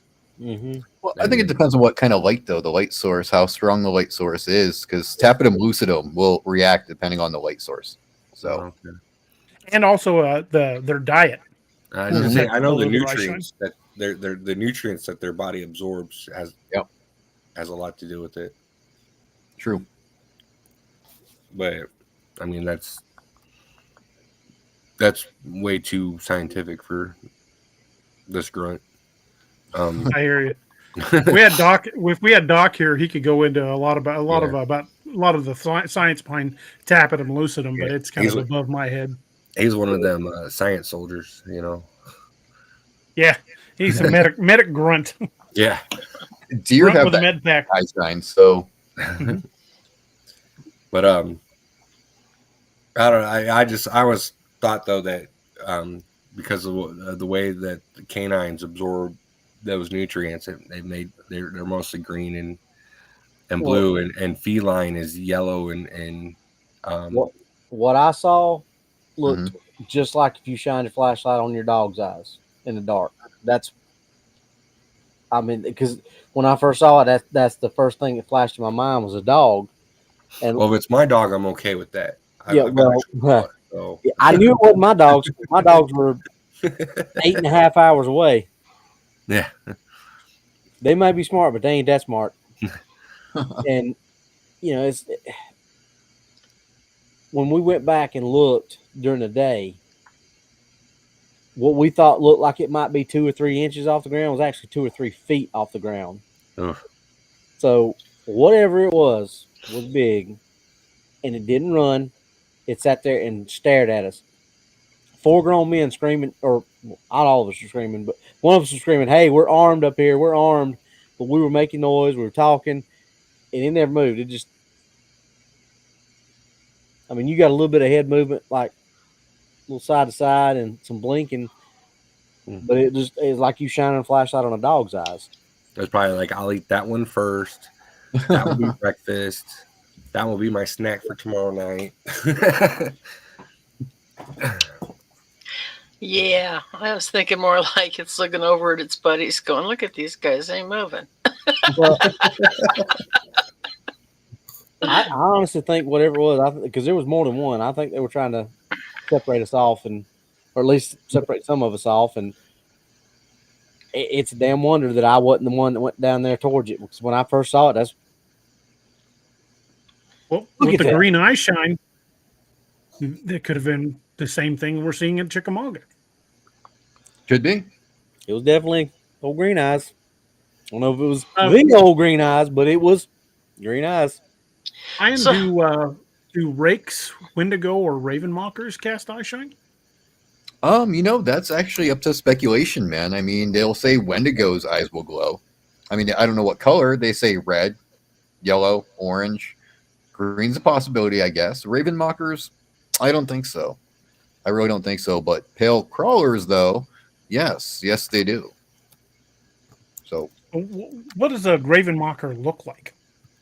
it really depends on which story you're reading. Most of the time, they have the raven skull on them, but they're shapeshifters. They can take on pretty much whatever form they want to take on. So they can look like a skinny person, or they can look like a bird itself. Really? Mm-hmm. That's pretty interesting. That's what makes them so deadly is, you never know it's a raven mocker till it's too late. Because they can shapeshift and take on whatever form they want, but once they close in on that victim, that's when it's the raven mocker. Like the I've victim heard that- knows, but no one else, or like everybody standing around suddenly goes, "Oh, yeah, I know that." I'm Well, really normally glad when it you does brought it- that up. It Right. isolates its victim. It'll go after the one person that it's after when nobody's around. It's one of those Okay. sneaky little devils. You I got to be see. really careful with it. Mm-hmm. I'm glad you brought that up because I'd heard the term raven mocker before, but I really didn't know that much about them. Would that be something you could send me some of your research on? Absolutely. Yes. Dude, that would be I sure awesome. can. 'Cause that sounds like It's something scary that needs stuff. to be in a book. It's scary. It's terrifying stuff, DA. When you really start studying it, you're going to be like, okay, backing off a little bit. The raven mocker and the spearfinger both. Yes. I knew about Spearfinger. Well, Mhm. That's kind of localized to one area though. Well, Yeah. that's I want to say that's more in Cherokee, North Carolina. That band, right, Ryan? Yeah. Right. I haven't You're heard correct. anything the Cherokee around Oklahoma saying anything about it. Yeah. Yeah. It's a localized kind of thing. It's more, to that specific sect of the tribe. And I know how we feel about mentioning that show that about the rednecks in the woods, but they both have had shows on Spearfinger and Ravenmocker, Yep. and it's hilarious to hear their part. You watched it, Ryan? I did. Yeah. Of course I watched it. I just had to see how stupid they were. Yeah. Yeah, I watched like 2 episodes of that show and I was like, They got a few of the Yeah, stuff right. They got a few things about it right, but it's entertainment, so they do embellish a lot of stuff. They actually they did a lot of the Cherokee stuff. Cherokee Devil, the Raven Mocker, Spearfinger. What was the other one they did? Was that Wildcat? It's called the Cherokee Wildcat. Yep. And they did Silver Giant, that big bear-like cryptid. And they even did basically the thing on the Genosqua, the Stonish Giant. Yep. So, what for all the bad that show is, as far as I got, it's getting some things out there that on a mainstream that That's true. Very true. because you watch it like, wow, they're talking about that. They're talking about that. So I mean, like I said, for all the bad, is they at least get some things out there that a lot of people probably would never hear about any other way. Yeah, but I wouldn't go out there looking for a Genosqua, man. I'm not that crazy. No. No. You guys can go look for them if you want to. I'm not. No, I'm good. I'd go. I ain't gonna lie, I'd go. Yeah. Of course you could. You definitely would. Crazy boys, man. What is a Cherokee death cat? That's another thing that they talked about. I don't know. Have you ever heard that one other than that show, Ryan? Because I No. wasn't able to. That was the first time I'd ever heard of that. I'd heard of I Spearfinger, think I'd they heard made it Raven up. Mucker, I'd heard of Yeah. I think they made it up just for that show. but now there is a legend about the Wampus Cat in Cherokee. So I don't know if they maybe took, because they had an episode earlier that was already about the Wampus Cat. So I don't know if they talked about that and then decided they were going to have the Cherokee Death Cat. But the Yeah, I Wampus, think they spliced it together. So that's a Cherokee legend. Yep. So I don't know if they kind of started talking about one and we need another show, so they just made up that one, because there was a few things about this Cherokee Death Cat that were kind of the same thing as from the Wampus Cat legend. So I think it's probably just a spinoff, basically. Yeah, it's a sequel. Yeah. It's like Wampus Cat Part 2, Cherokee Death Cat. This time it's even cooler and more deadlier. Yeah. This time it's personal. Jaws of Revenge. There you go. Nice Jaws of Actually, Revenge. it was personal that time, Miss Naomi. You hit the nail on the head, because Buck is Cherokee, and he took it personally, and he ran off after it a couple times. You just got to watch that show. Yeah. Watch For it for the comedic entertainment. It's nothing if not entertaining. Just sit back and laugh at some of the stuff that they do, and want you to believe it's real. Roxanne, that's a new one on me. I've heard of the Missouri Blue Man, but not the Missouri Goat Man. That's a new one on me. I thought Any y'all ever heard of the Missouri Goat Man? I know about the Goat Man in the Appalachians. I knew about that one, yeah. Kentucky has And the I just actually Pope did a Monster. video. I just actually did a video on the Blue Man on my channel. Oh, nice. Yeah. The Blue Man's an interesting story, and where that happened is down in Douglas County, Missouri, down by Ava, and to this day, Ava, the area around Ava, is referred to as Booger County. They still call it that. Yep, they do. I could, if you guys were here with me, we could hop in the car and be where those sightings happen in 30 minutes. Ooh. It is not far. Yep. That's that's one that goes all the way back to the 1870s too. True. So yeah. So there's that. But when it comes to old green eyes, I think we're looking at the possibility of it being, not one particular thing. I think it is far more likely that it's the legend of old green eyes has been basically built off numerous different sightings of different things. Mm-hmm.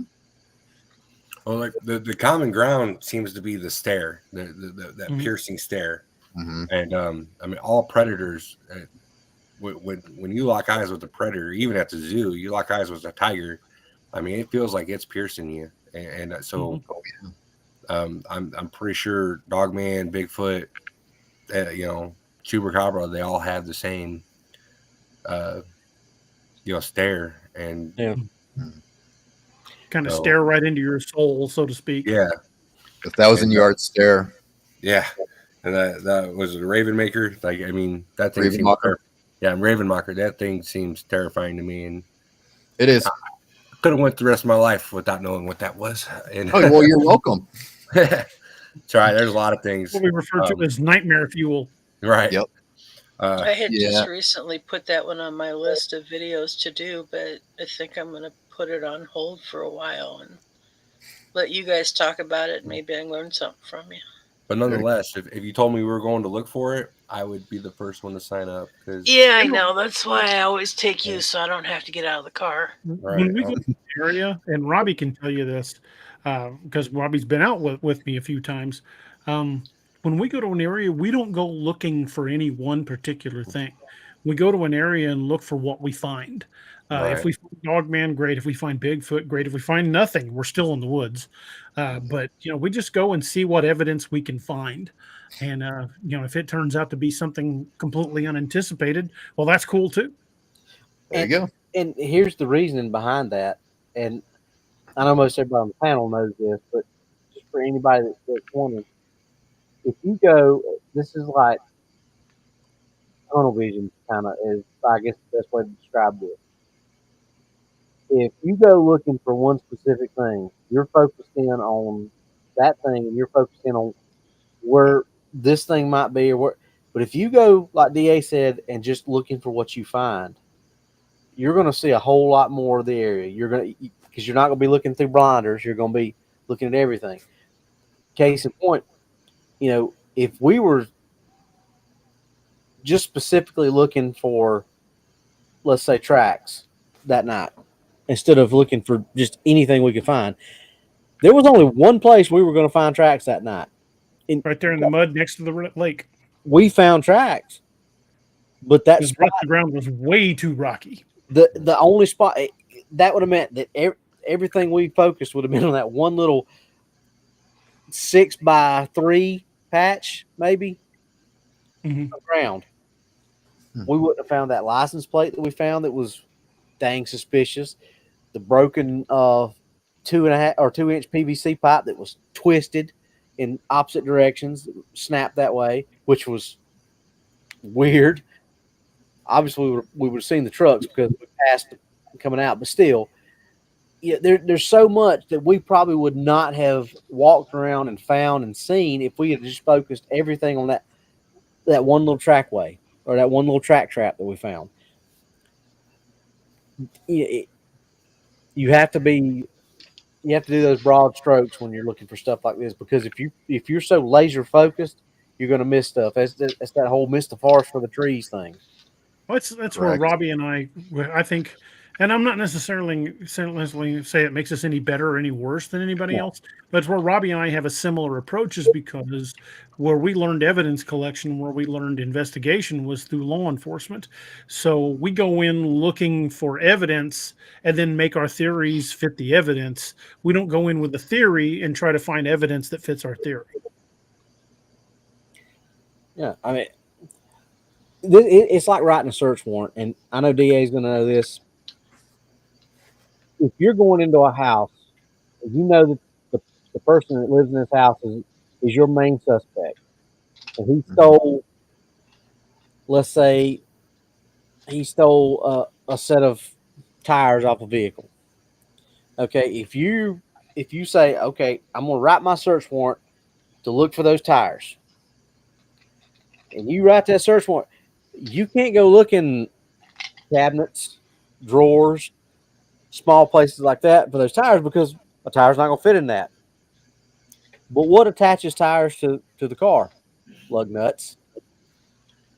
They had valve stems that maybe are, something that is only on that car that were customized or something like that. Those would fit in there. But if you don't broaden your horizon or your spectrum of what you're looking for, of saying, I'm looking for the tires, any of the accessories that goes on the tires, any of the things that holds the tires on here, anything that may have taken the tires out, you have to broaden your horizon. That way you're not just pigeonholed where you have to look in this one specific place. You have a larger place that you can look for. And it's kind of the same thing. You go out there and say, I'm looking for everything. You have a lot more places to look than if I'm looking for footprints. And you go out there and there's, like DA said, there's rocks everywhere except for this one little 6x3 patch. That's the only place you can look. So don't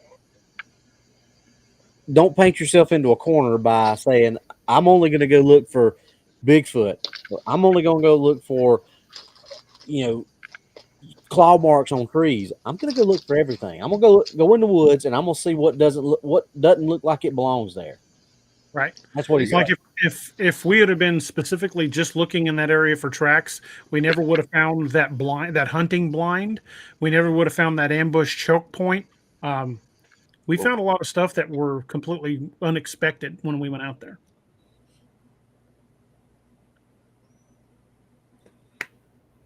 Yep. Don't paint yourself in a corner. Right. Right. And it's like Robbie was saying with a search warrant, if you don't specifically mention electronic devices, you can't search them. Interesting. Yep. And in some places, you even have to have a separate warrant for electronic devices, even though you could find where they planned it or, evidence involved of a crime. You can't search laptops and cell phones without a separate warrant unless you name them specifically in the warrant. Wow. So, And the search warrant. Interesting. and how that, like I said, how that correlates is if you don't open your mind up to say, like, I'm a tracker, but that doesn't mean that I can't look for, other things like scat or, And tracking is a broad stroke or is a broad spectrum anyway. I get that, and it's hard to say but you know what the point is.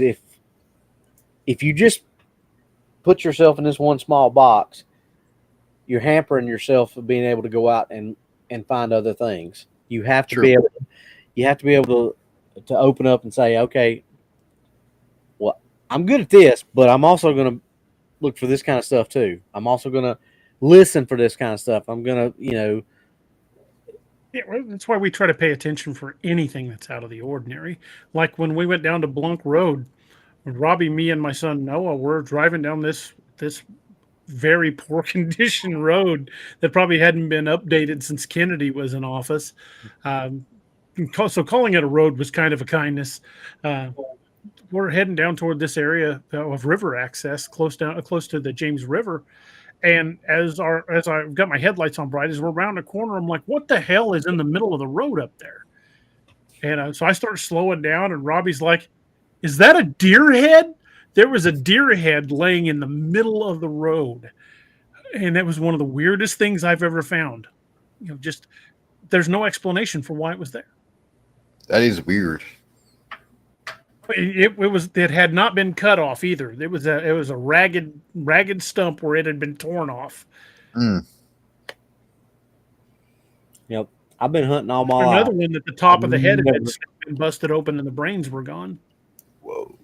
I've never seen Zombies. Had to be zombies. Yep. Here's zombie. Was it a buck? Mm-hmm. We don't know. It was. Well, the reason I asked is because maybe the doe was like, I'm going to rip your head off for that dude. No, remember the one in the road we know was for sure was a buck, because remember somebody had cut the horns flat off, but the neck itself had been ripped off. Now the one we found out, we don't know what the other one was because it had been like the very top of its head was just gone. It was all like the ragged bone, like it had been busted open, and all of the brains were gone. And now I know a lot of Native Americans use brains to tan the hide, but the hide was a few feet away, and the hide had not been skinned off where you have straight lines from a knife where they would cut it. It had been pulled off. The edges of the hide were ragged. It had not been skinned with a knife. It had been basically had its hide removed by something yanking it off. Good night. It was freaking bizarre. Never seen that before. I hope it was at least dead before that. It was like 2 or 3 deer carcasses down there. One of them had been picked down to the bone. Wow. There was just, and they were still like pieces of meat, and you could see teeth marks on the bone. The other one had been partially stripped, and the back quarter was gone. Both back legs were gone. The front legs were there. There was still some meat there. There was no guts. The gut pile was gone. It was just some meat from the legs and a little bit on the chest, and the head had been busted open, and the brains were gone. Past the bottom of the hour, DA. Yep. Well, our final affiliate for the night that we will discuss real quick is Ken Brock over at brockblades.com. Let me see if I can find mine. I know I've got it here on the desk somewhere. Robbie, you may have to show yours because I'm not seeing mine. Hold the phone. Nope. Bada Nope, bing, it's bada gone. boom. Yeah, I can't find it. I get so much junk Robbie's on got my his desk. up on the screen. Ken Brock has been a long-time supporter of the channel, a good friend of ours. We call him the Tactical Midget because he was a lifetime cop, not a real big dude. He was on the SWAT team. He's like, once you get him all his combat gear, he's kind of like a tactical weeble. He's top heavy, would fall over, but he would always get back up. Real good dude. Now that he's retired, he makes custom blades in the shop behind his house. And I know you'd think it'd be a conflict of interest for us to mention Scallywag Tactical and Brock blades, but you wouldn't be more wrong. Whereas Scallywag blades, Robbie, you got your Dew Claw handy. Whereas Scallywag blades are high quality blades, they're identical.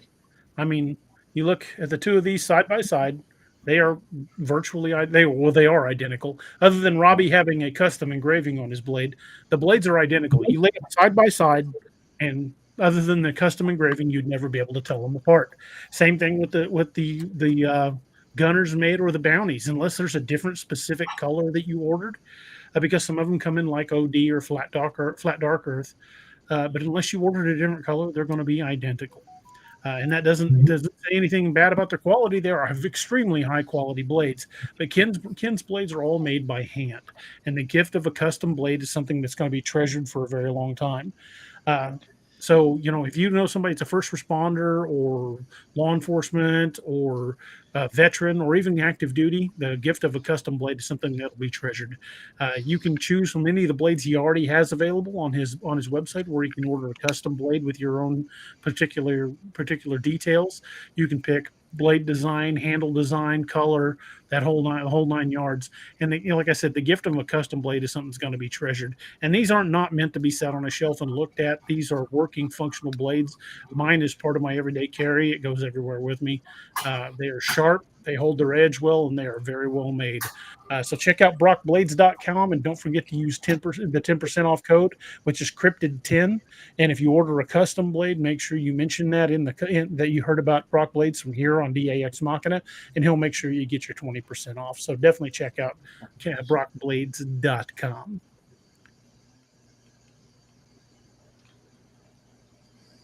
The tactical midget himself. That's right. That's a great nickname. Well, little fella was already taken by Doc. Yeah, it was Doc. Dr. Hobbit.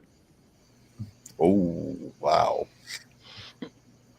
Oh, we call him that and worse. He knows we love him. Yeah, every time they're near him, they just reach down and scratch his little head. Oh, man. Set a beer on it. Pat him on the head for a job well done.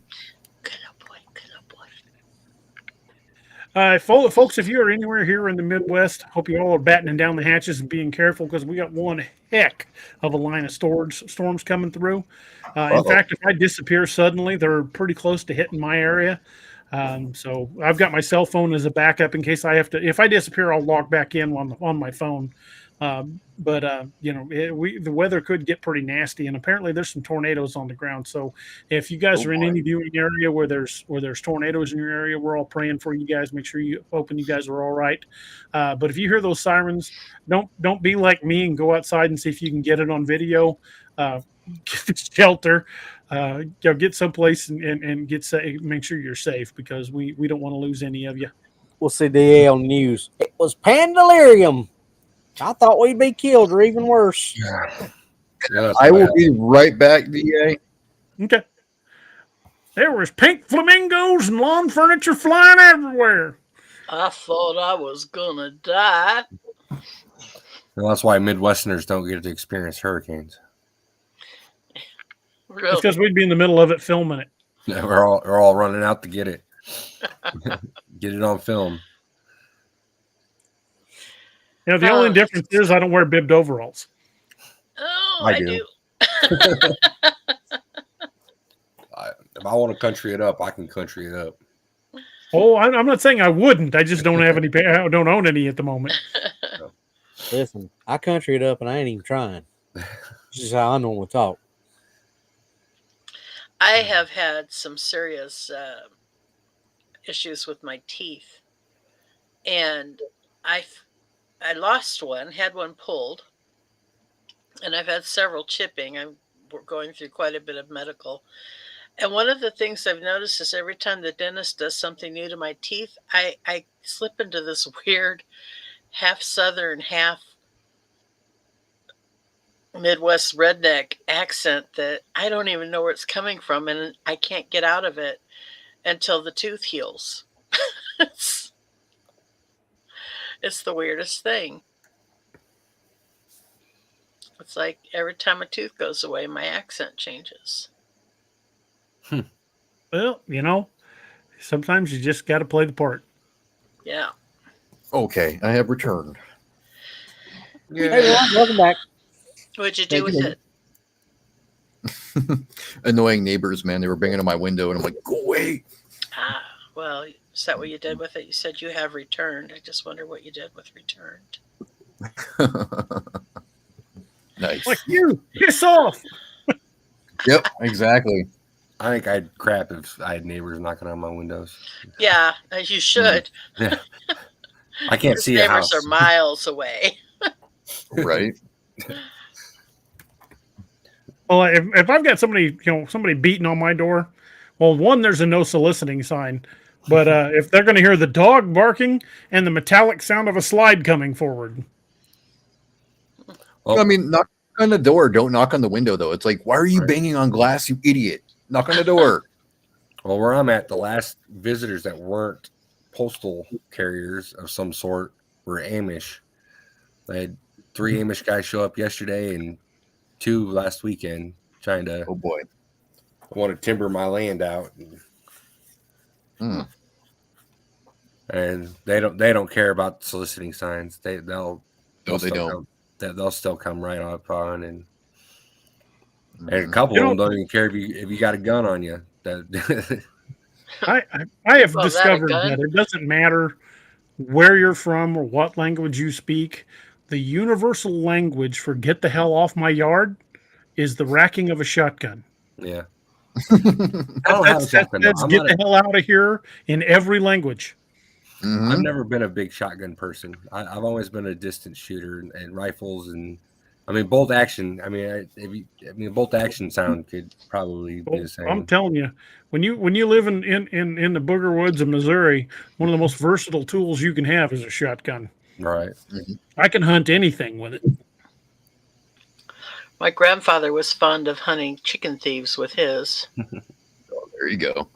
We used to raise hogs when I was a kid, and a guy tried to get in the hog pen with the hogs one night, trying to steal one of the piglets, and my dad hit him square in the ass with a buckshot round. And That's what my grandfather did. my grandfather used to load his own shotgun shells, and he'd load them packed with rock salt and bacon fat. Yeah. Ooh. Yep. That's a brutal round to get hit with. My grandfather said that that guy had a whole new harvest. He spent that season picking buckshot out his backside. But yeah, he would load rock salt and bacon fat and shoot that too. He didn't care if, don't mess with his chickens, don't mess with his hogs, don't. The worst shotgun round I've ever seen was given to me by an old boy I know up in Laclede County. And I shot a target with the first one he gave me. He reloaded them, and it just shredded the target. I'm like, what in the hell is in this shotgun shell? He said, tacks. Oh. Whoa. He loaded that shotgun shell with a bunch of tacks. Lord have mercy. Yeah, I don't think so. It turned a paper target into just shredded paper moving in the breeze. Wow. It's stuff like that made the Germans try to declare the shotgun a war crime during World War I. Yeah. Well, that was when the trench gun was able to slam fire. Yeah. That's basically a reloadable claymore at that point. Yes, it was, little Patty. Yes, it was. I'm sorry. Gentlemen, as always, I'm starting to nod off on you. Not a problem. I think You gonna call it a night? I am. I'm gonna leave you men to your brandy. Okay. Well, we're gonna start winding things up anyway because we're coming up on the top of the hour. Ms. Hang Muir, out thank for a you minute being or here. two. Okay. We'll always wrap up the show by talking about the 22 a Day Foundation. We lose 22 veterans a day to suicide, and that is 22 too many. I'm a big supporter of the Till Valhalla project because that is one of the few charities I know that the money does go to veterans. You get some of these bigger charities, you donate $100, a dollar of it might make it to the veterans. But Till Valhalla is buying, artificial limbs for amputees. They're buying service dogs. They're sending plaques to the families of fallen soldiers. I'm proud to support the Till Valhalla project. Check them out, tillvalhalla.com. Fantastic organization, and again, it all goes to support the 22 a day foundation. Also check out the odmp.com. odmp.com is Officer Down Memorial page. It shows you how many first responders we're losing in the line of duty, as well as to off-duty related, as in suicides. We are losing entirely too many of our first responders and our veterans, and these are the people we need to be supporting the most. So if you know somebody that's a first responder, law enforcement, any capacity of a first responder, veteran, or even active duty, check on them, send them a text, go have a beer with them, but let them know you're thinking about them. Let them know that they're not fighting these battles alone. And sometimes it's the guys who show no signs of struggling. It's some of the guys that are cracking jokes and always seem to be in a good mood that need it the most, because those are the ones that nobody ever thinks to check on. But check on your friends and family that are first responders. Let them know you care about them. Let them know you're there, and let them know they don't have to fight these demons alone. And I'm proud to say I've got a good network of friends that I can call on when I'm struggling with mine, because I do. I mean, we all do. Any of us that spend any time in uniform will tell you when there are dark moments when your only friend seems to be Jack Daniels. But just remember, there are people out there, and if you don't have anybody else, reach out to me or Robbie or any of the guys here on the show, because we'd rather hear your story than read your obituary. So please don't think there's a stigma behind asking for help. I had to learn that lesson the hard way. I had to end up having therapy for a while after I nearly got my skull stomped in. PTSD is a bastard, and it does not discriminate. It will affect anybody at any time, and you can't stop it. But sometimes knowing somebody's there, even if it's somebody that doesn't understand what you're going through, they just understand you're going through it. Sometimes that's enough, because at least 22 times a day, we've got people losing that battle, and let's get 22 down to 0 where it belongs. So here on DA Ex Machina, we are proud to support our first responders and our veterans, because all of us here have served in one capacity or another. Robbie's still an active duty officer. Doc was a combat medic. Steve's a nurse and worked in law enforcement. I was Army and a cop. We've all been there. We've done that. And Ryan's new to the show, but he understands just as much as any of us do the battles that we're all going through. And we're proud to welcome Ryan to the show. We're damn glad he's part of the family now, and I think he's going to fit right in because he's one hell of a researcher. Thank you. Appreciate it, brother. Before we go, everybody want to plug some channels? Okay, well, I have Neoma Finn Open to Doubt. It's a channel on YouTube. It's a podcast on pretty much all the streaming services. Muffin and I have a podcast together called Snark Fin Soup. And it's just a podcast, and we need to get together and do another one. We haven't done one in a while, but things have just not. I'm not a first responder or a veteran, but I've dealt seriously with depression this winter, and it's affected everything. And so that's our channel and our plug next. Naomi plugged mine, so I Robbie, you want to tell us what's really out there? Yep. The other show that I do other than this is What's Really Out There. It's recorded, obviously, but DA Ex Machina Light, as we like to say. Pretty much the same stuff we talk about on here, we talk about there. Come check us out. We just had I think Friday, we just released a show, Bigfoot AI, how AI is affecting videos and photographs. So Mhm. That's a good topic, and I wanted to do it here, but you did it, so we'll wait a bit. You beat me to it, you bastard. That's interesting. yep. Well, and we kind of talked about it on here. That's what gave me the idea. So, it was just one of those things that I talked with Johnny, and I'm like, what about this? Because we talked about it for like a good 15, 20 minutes one night about how you can't trust any pictures or videos that you see nowadays because of the AI. So Johnny and I got kicking it around and decided that'd be a good topic for a show, and I think it was a pretty good show. So yeah, go check us out. We've got over 50 episodes out now on YouTube. We're up to, I believe, 514 subscribers now. So we're moving along. But You deserve sure you more like, share, and subscribers. well, thank you, Ryan. Yeah, Ryan's made a couple comments on some of the shows he's listened to. So Absolutely. even Miss Naoma has said that some of my shows have been good. So I feel really, really good. I've gotten that compliment. Oh, Robbie, you're so funny. Miss Naoma's awesome, But and a hell of a researcher in her own right. all joking Mhm. aside, though, like DA said earlier, he mentioned it. He and I are going to be on Woodwalkers tomorrow with Misty and Spencer and House. Y'all come check us out. 2:30 Eastern, I think. When a DA is 1:30 Yeah, your 1:30 Central. 1:30 Central, 2:30 Eastern.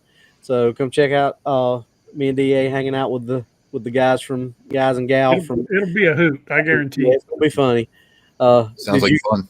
Yeah, it sounds like it's gonna be a free for all from what the message Misty sent DA and I earlier Kind of about. a grab bag of weirdness. Yeah, so That's the best kind. I That's was the about to best. say, that's Y'all come where it's check out. fun. come check us out, and if you hadn't subscribed to their channel, go ahead and subscribe because they're pretty much just like us. If you like our channel, you'll like their channel. Get there. Exactly. Ryan said, and I humbly appreciate Ryan saying that. But they do too. They're a young growing channel, and anybody that likes our channel that's in our chat group, you're gonna like them. They're hilarious. Y'all, Greg was on with us the other night, and he's funny. But the three of them together, it's just like me, Doc, and Da. And now that we got Ryan here, Ryan's gonna fit right into that. And then when Steve's able to be here, it's the same thing. So go check them out. Yeah. And give them a follow. Ryan, anything you want to plug? No, I mean, just keep an eye out for me. I'm everywhere. I'm always on somebody else's show. So just, watch my posts and you'll see me on some other podcast sooner than later. So, Well, we're damn glad to have you with us, man. oh, I'm happy to be here, man. Happy to be here. Heck yeah. And hope, folks, I just wanted to let everybody know real quick. The new book is out. It's doing pretty well. Hope you check it out. It's called Murder in Moon Valley. And I think you guys will enjoy it. It's a collection of short stories. We're getting a lot of positive feedback on it, and I hope you guys will check it out and hope you enjoy it. Also, just kind of as an update, the next book that I have in the pipeline is almost done. It's the third installment of The Dark Frontiers. It's called Cry of the Wendigo, and I hope to have it done within the next couple of days. And hey, then it'll have to clear edits and get the cover finished, but may have a release date in the next week or so. So look for an announcement on that. We tend to release them pretty fast after they clear edits. It's going to be really nice, Clark. Really I hope nice. you guys will check that out. I hope you're anticipating it, and I can't wait to release it for you. You got me hooked already. Wendigo, what? I'm just like, yes, I'm hooked already. You got Wendigo in it. I'm like, I think you're gonna like it, Ryan. But we've been closing out the show with a toast, and we're going to do that again tonight. The toast is from an old Irish drinking song called "The Parting Glass." And when you listen to the lyrics, it's talking more about the people we've lost along the way than it is about the final drink of the night. So you guys will join me for a toast. I don't care what you're drinking; it can be water, whiskey, or anything in between. But here's the toast from The Parting Glass. It said, "But since it fell into my lot that I should rise and you should not, I'll gently rise and softly call.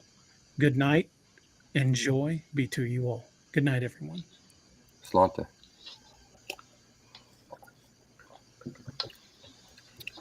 Yeah, I wanted to add, and you were talking about.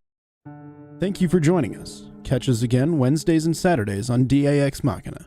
A special thanks to all our channel members and Patreon supporters. Please make sure to like, share, and subscribe.